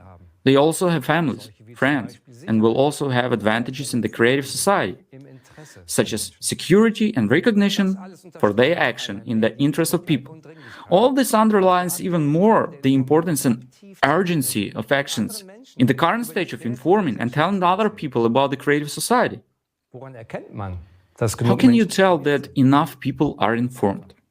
Quite simply, there will not be a single person in our country who has not heard about the creative society. People will talk about the creative society everywhere and express their support in various ways, including putting the project's logo everywhere. Our electoral demand for building the creative society, which comes from the majority of the country's voters, will form the basis for the lawful implementation of the second stage. That is why, especially now in the first information stage, it is so important and crucial that each one of us takes responsibility for spreading the information about the creative society, that everyone grasps the essence of the project and inform as many people as possible about it. It is really up to each and every one of us how quickly we can move on to the next stage. So, once there's the electoral demand for the majority of active voters to the politicians, we can move to the second political stage of building the creative society. On the political stage, we need to put in power the people who will promote the building of the creative society. For this, we need an electoral platform instrument, whose functions will be expanded in the building of the creative society. From the outset, a secure electronic resource needs to be created in every country.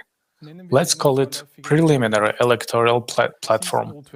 It is necessary to bring people together, to bring the creative society, and to make a contract with politicians so that they can no longer cheat us.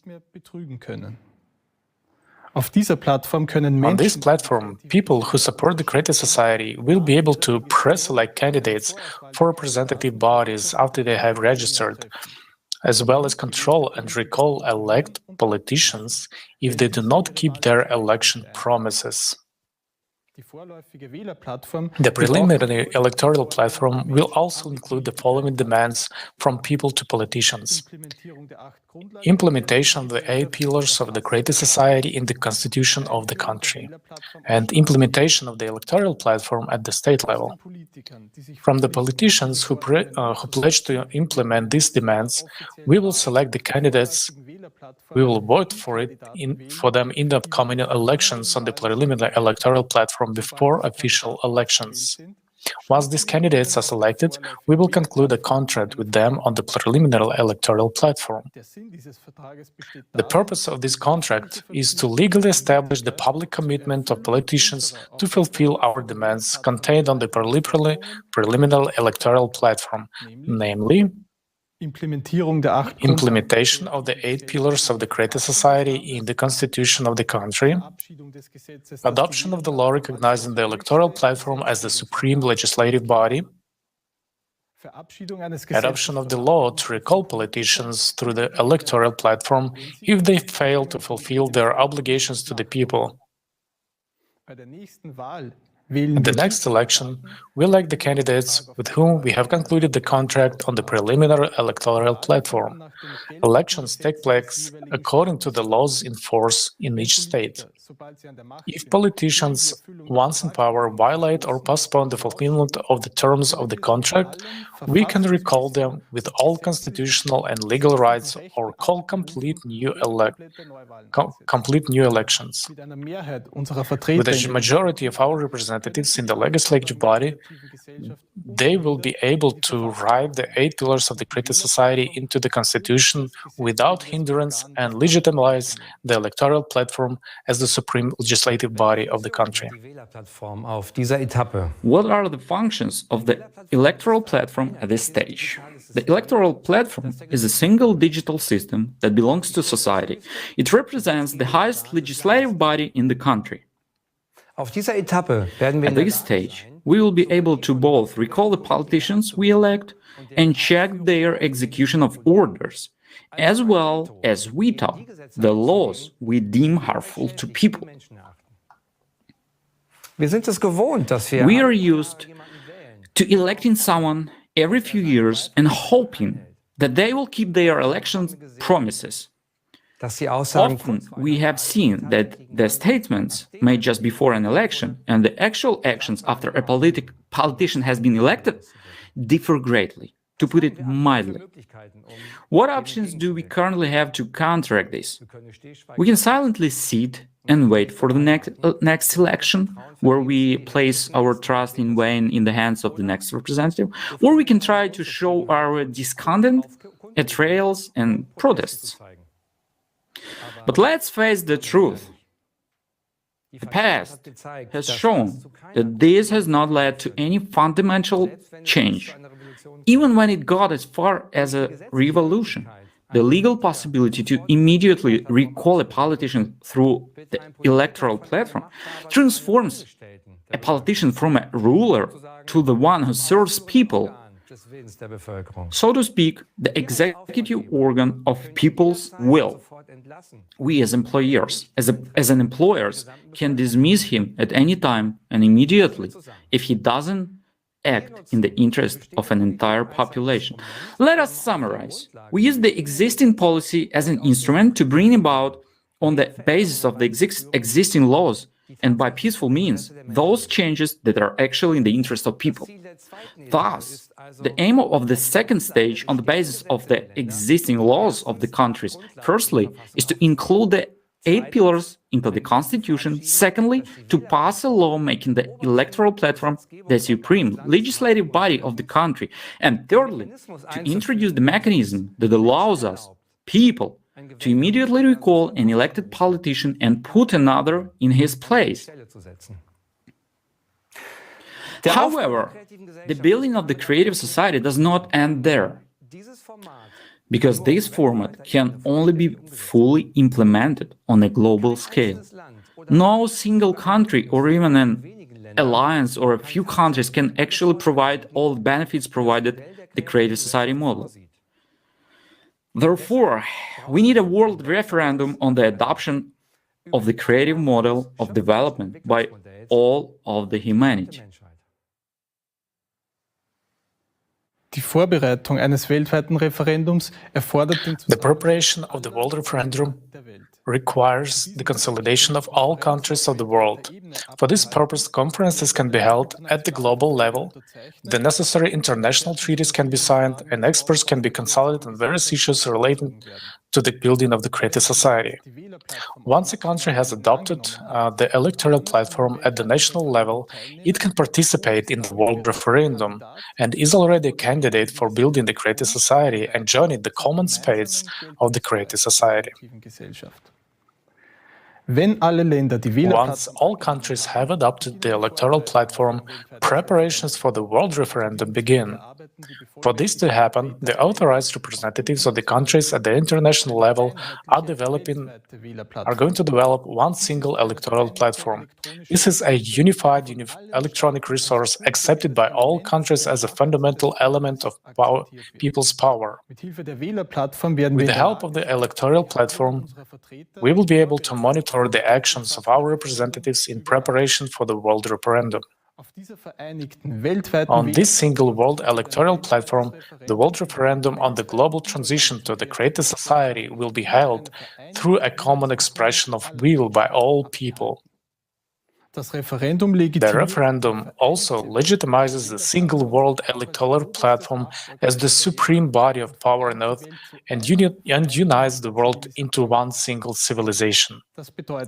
This means that both the adoption of laws, the appointment and dismissal of executives, and all other socially important decisions will from now on be exclusively made by people themselves on the unified world electoral platform.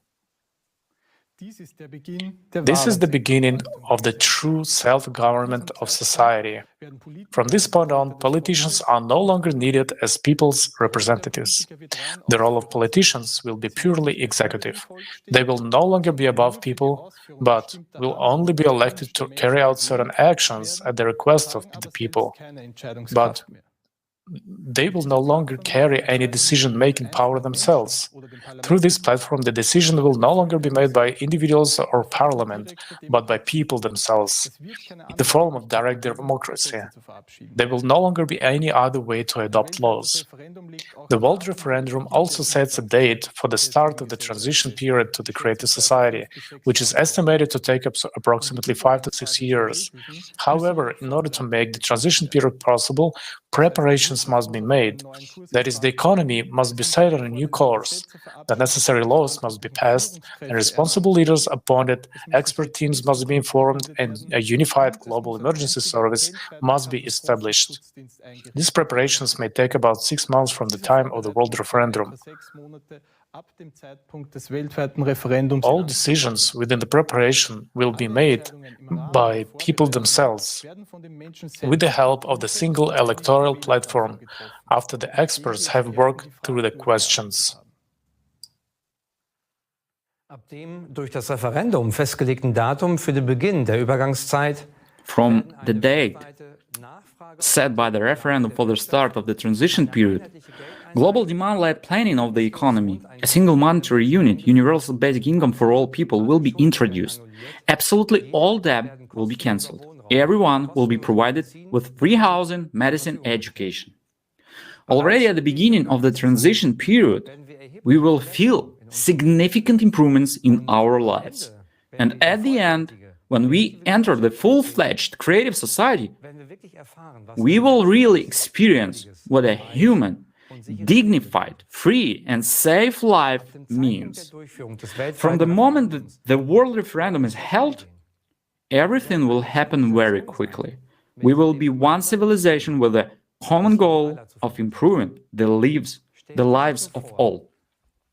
Just imagine the giant strides we will be able to make once we unite all our scientific, intellectual, and human potential in one goal to improve the lives of all people. This is precisely the power of unity, the power that comes from the majority once we are united in one common goal. Es wird nur kurze Zeit dauern. It will only take a short time to solve the climatic, social, and resource problems, and to build a world we all dream of. It will open up possibilities that we could never achieve as an individual, single group, or even a single state, especially not in a consumerist form. The creative society is the worldwide unification of all people with the aim of building a world in which human life has the highest value, namely the life of every individual. A united humanity does not mean that we'll lose our individuality.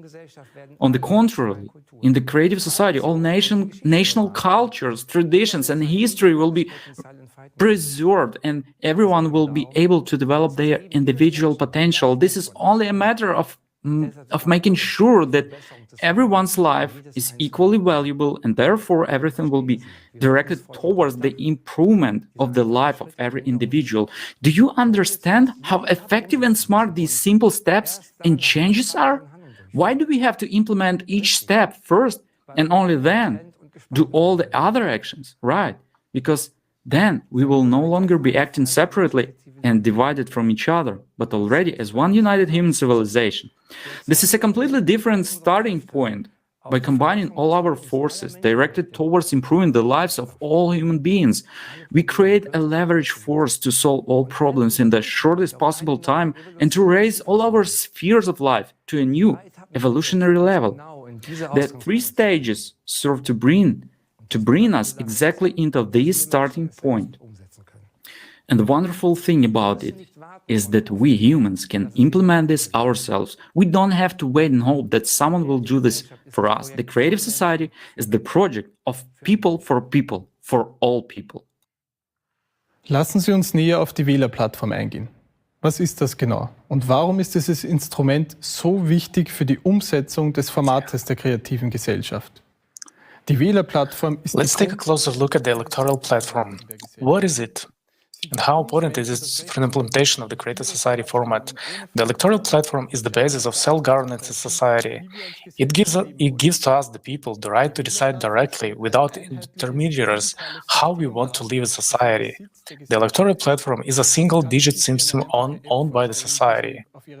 This is an easy-to-use app that you install on your phone or tablet. Everyone will have secure access. It will be the only legally enforceable tool for initiating and passing laws. And new laws or drafts will be published on this single platform and will be made available for everyone to see.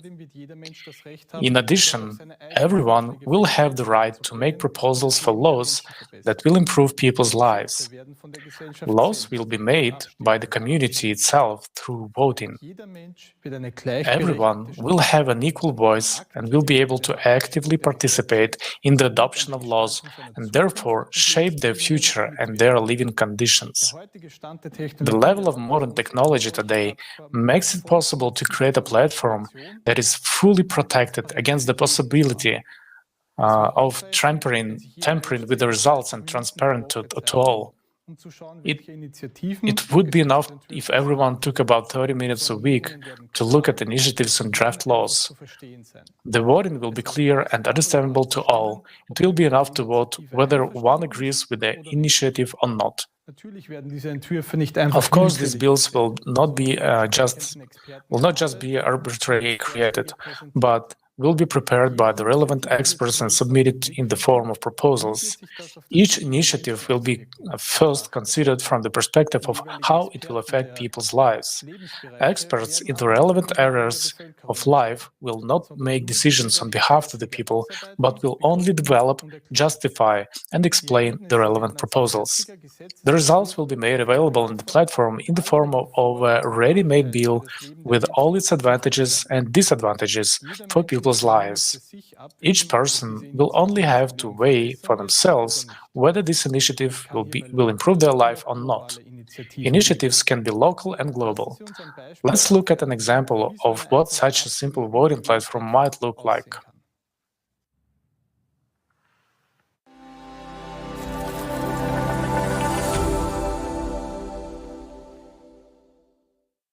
For example, Anna had two bills on the ballot: to allow houses to be built at the water's edge or not. The main point of each bill will be briefly and clearly stated with all the explanations for and against.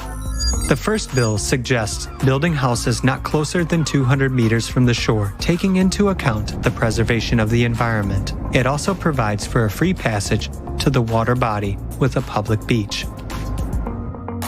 The second bill suggests building right by the water. In this case, only a few people get the opportunity to have a house with access to the water, which means there will be no public access to the body of water. Besides, it would harm the environmental balance. Which option do you think Anna will choose?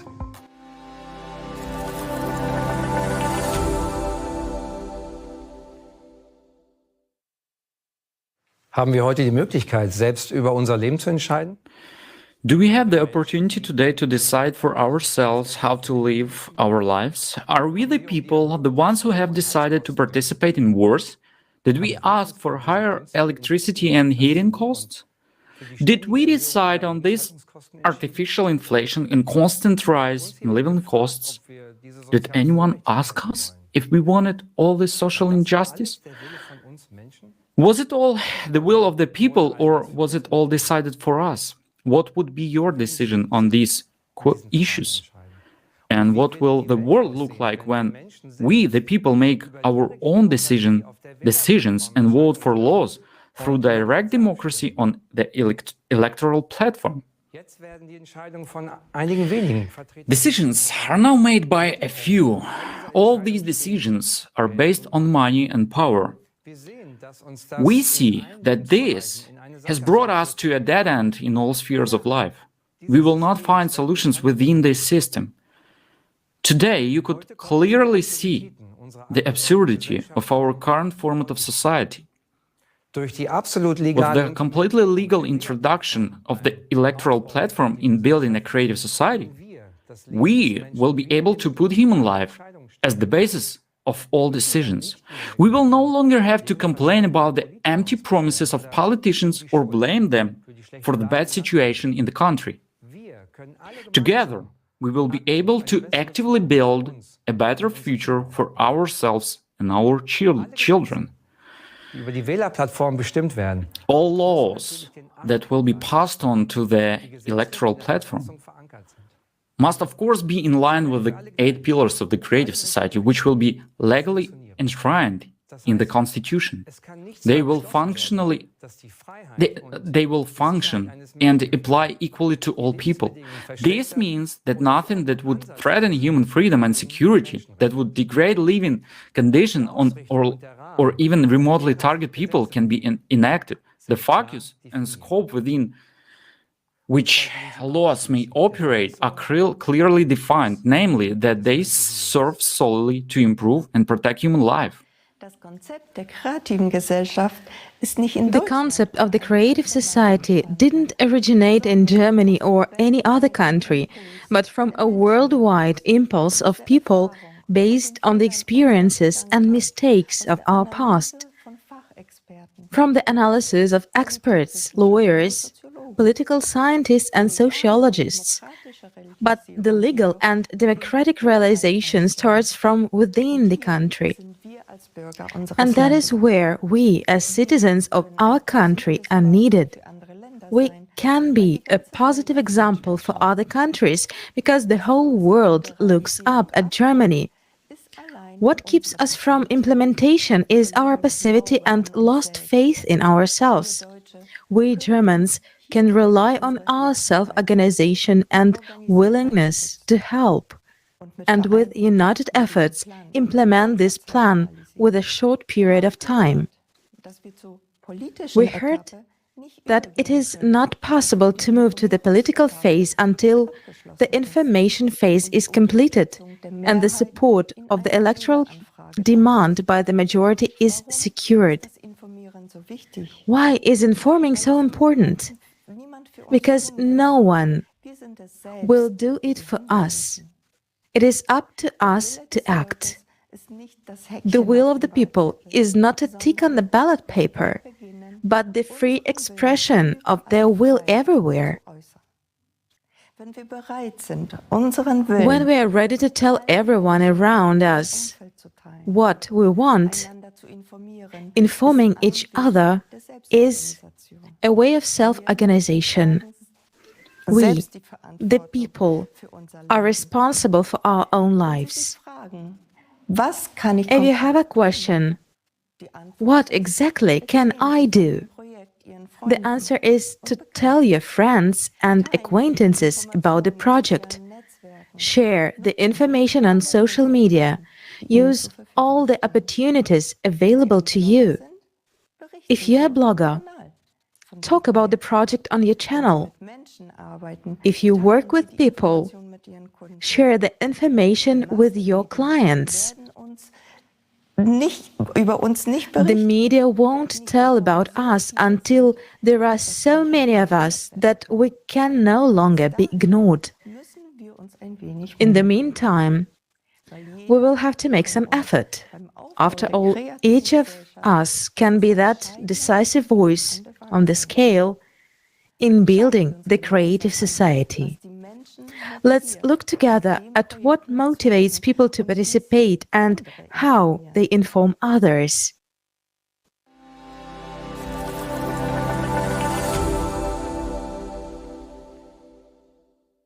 Greetings, my name is Arnold. I am 28 years old, and soon I will begin professional training in the field of chemistry. My name is Selena. I study to become a teacher. I am an auto mechanic. I work as an architect. I've been traveling around the world as a digital nomad for 10 years. My name is Alexander. I am from Stockstadt am Main. Greetings. My name is Angelina, and I'm a certified media designer. Why do I support the Creative Society? Because for me, the Creative Society is the answer to the question of peaceful life. First of all, it is about how to live in harmony and in eternal peace with all the people on the planet.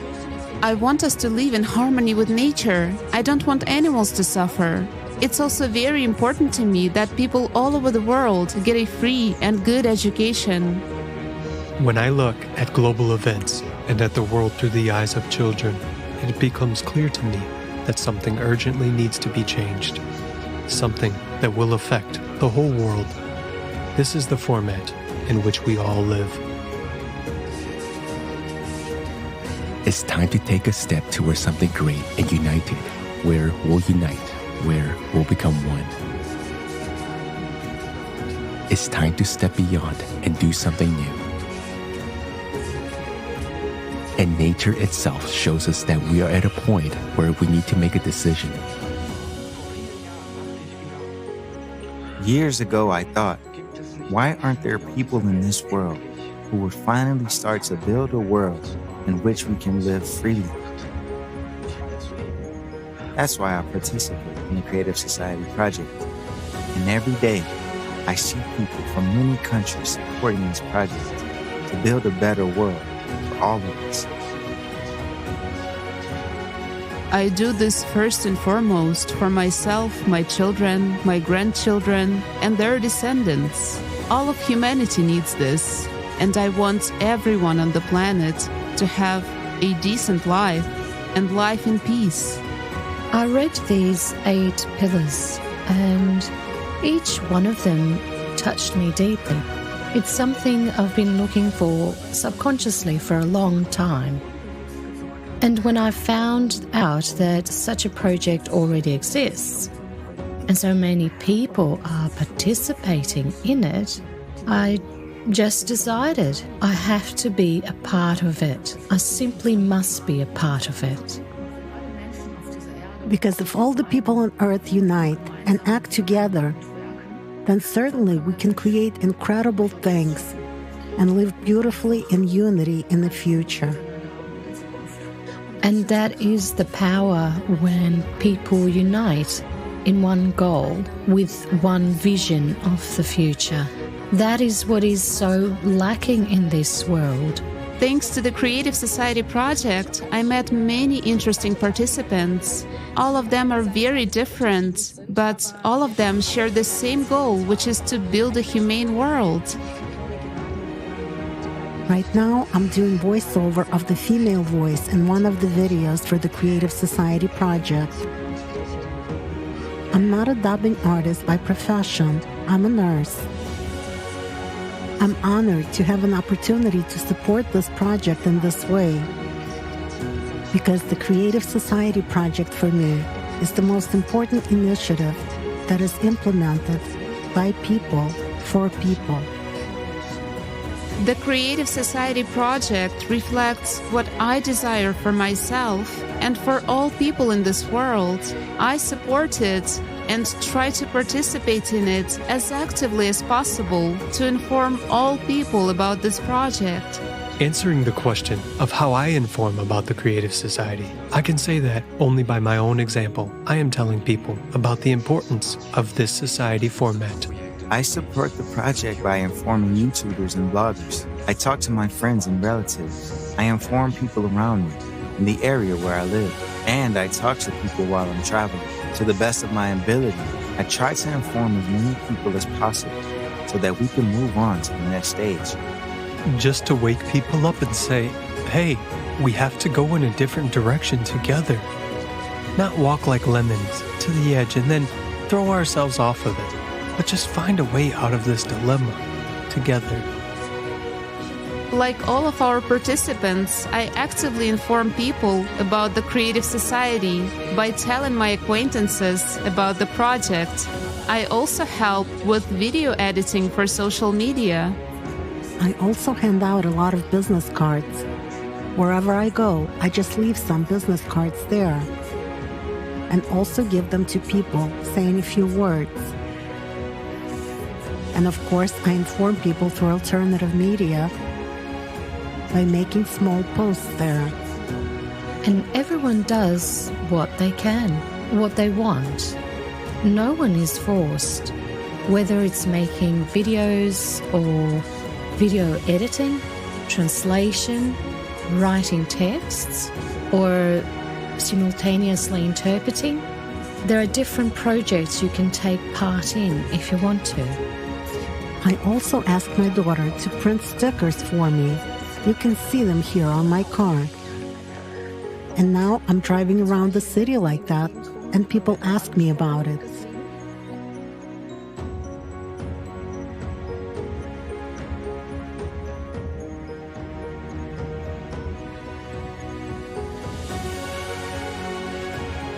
I support the Creative Society project in the following ways. I prepare and design informational materials such as flyers, posters, business cards, thumbnails for videos such as the ones you can see on YouTube.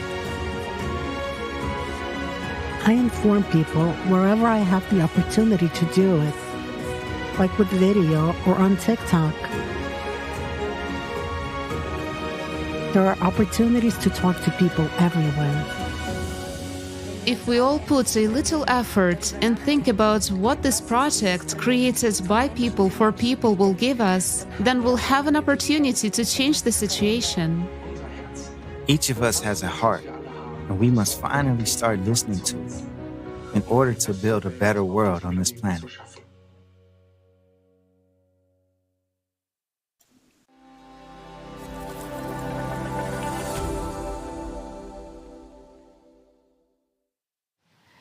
Das ist wirklich sehr inspirierend.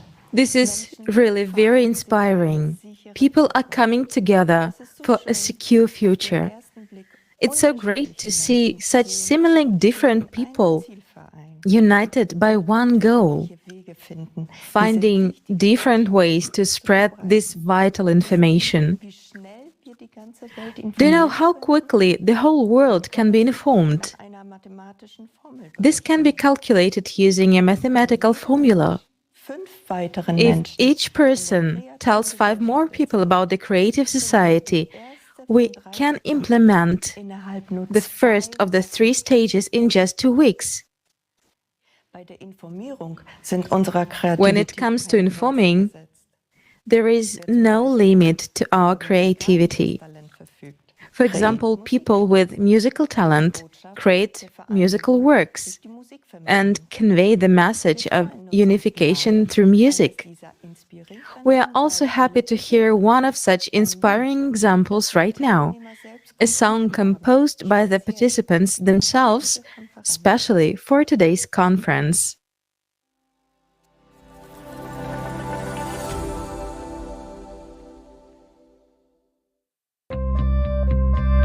Wir unterschätzen unsere Kraft, wenn wir vereint sind. Jeder wird glücklich leben, in Frieden und ohne Sorgen. Unsere Kinder werden sich frei entfalten können, grenzenlos.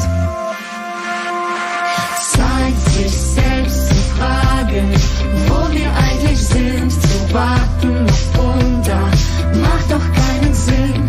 Wo ist das Leben? Wir sind mittendrin und kriegen das nicht hin. Zeit, es zu verstehen, durch Kraft und Seele wohnt es anzugehen. Sich für jeden von uns lohnt, das Leben wählen, heißt handeln hier und jetzt, denn Zukunft entsteht jetzt. Es ist Zeit, unser Land braucht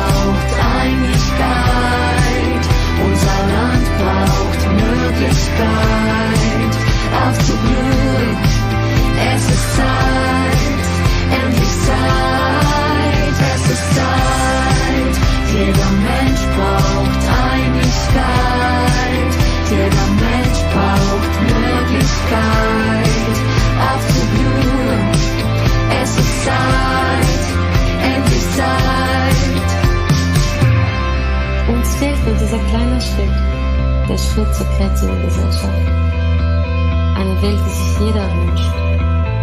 Alles wird so einfach sein, wenn wir uns in diesem Ziel vereinen. Es ist unsere Chance. Zeit uns zu entscheiden, so wie es jetzt ist, darf es doch nicht bleiben. Lasst uns unsere Zukunft selber schreiben, denn das Gute braucht uns, das Wunder liegt in uns. Muss die Hand zu reichen, das Unmögliche zusammen zu erreichen, über allem steht der Herz des Lebens, für alle Menschen gleich. Es ist Zeit, unser Land braucht Einigkeit, unser Land braucht Möglichkeit aufzublühen. Es ist Zeit, endlich Zeit, es ist Zeit. Jeder Mensch braucht Einigkeit, jeder Mensch braucht Möglichkeit aufzublühen. Es ist Zeit, endlich Zeit. Hand in Hand, zusammen für das gleiche Ziel, vereinen wir uns. Die Zukunft kann jetzt kommen und dafür ist jetzt Zeit. Es ist Zeit, unser Land braucht Einigkeit, unser Land braucht Möglichkeit aufzublühen. Es ist Zeit, endlich Zeit. Es ist Zeit, jeder Mensch braucht Einigkeit, jeder Mensch braucht Möglichkeit aufzublühen. Es ist Zeit, endlich Zeit.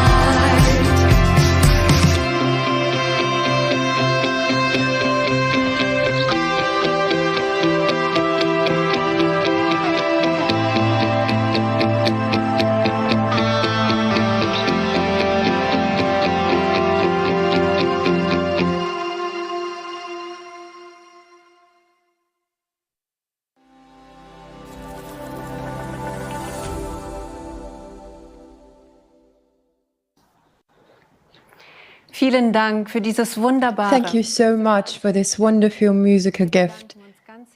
We would like to express our sincere appreciation to the participants who prepared it. We are also grateful to everyone who made this conference happen, and also to those who, in addition to their work and other responsibilities, worked tirelessly during their free time to help with the preparation. A huge thank you to our technical team and interpreters from 60 countries who are truthful and unbiased in looking at the world and talking about our country to their respective audiences. Dear viewers, I'm confident that together we can build the creative society. We do have a chance, but this requires the participation of all people because the creative society is focused on all of the humanity. We must finally overcome divisions and separations we have never been aligned with.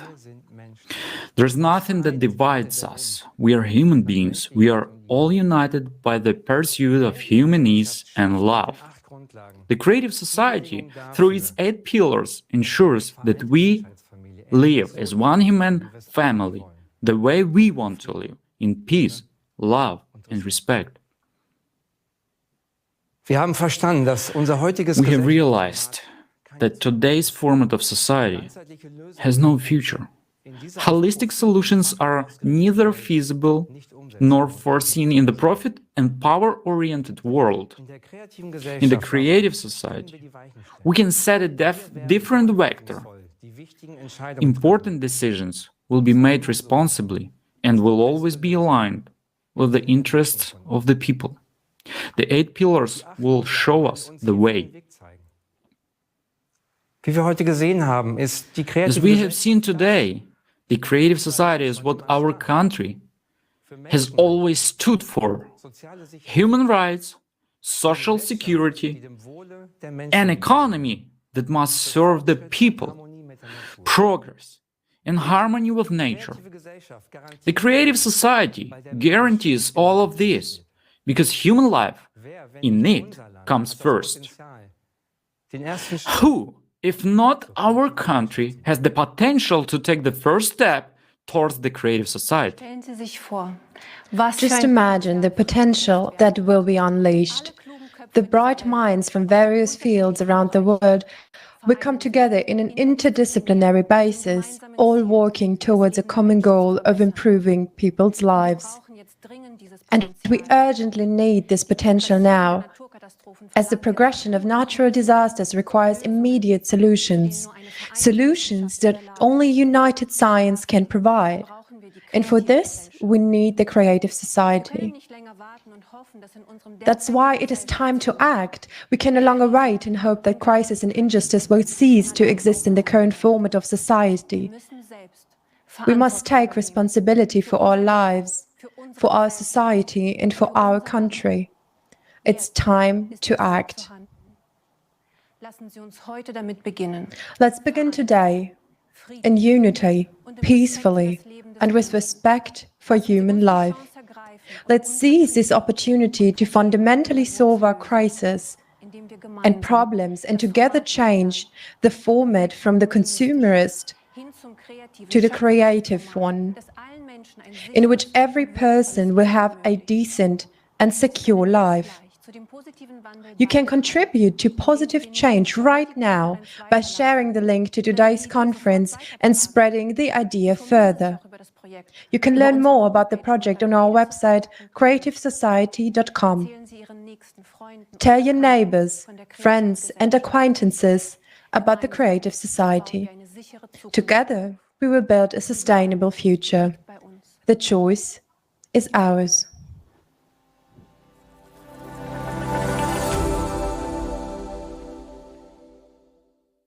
Yes, the demand for change is felt very strongly from people around the world. People want this. And if they want this, then what is needed? A new alternative.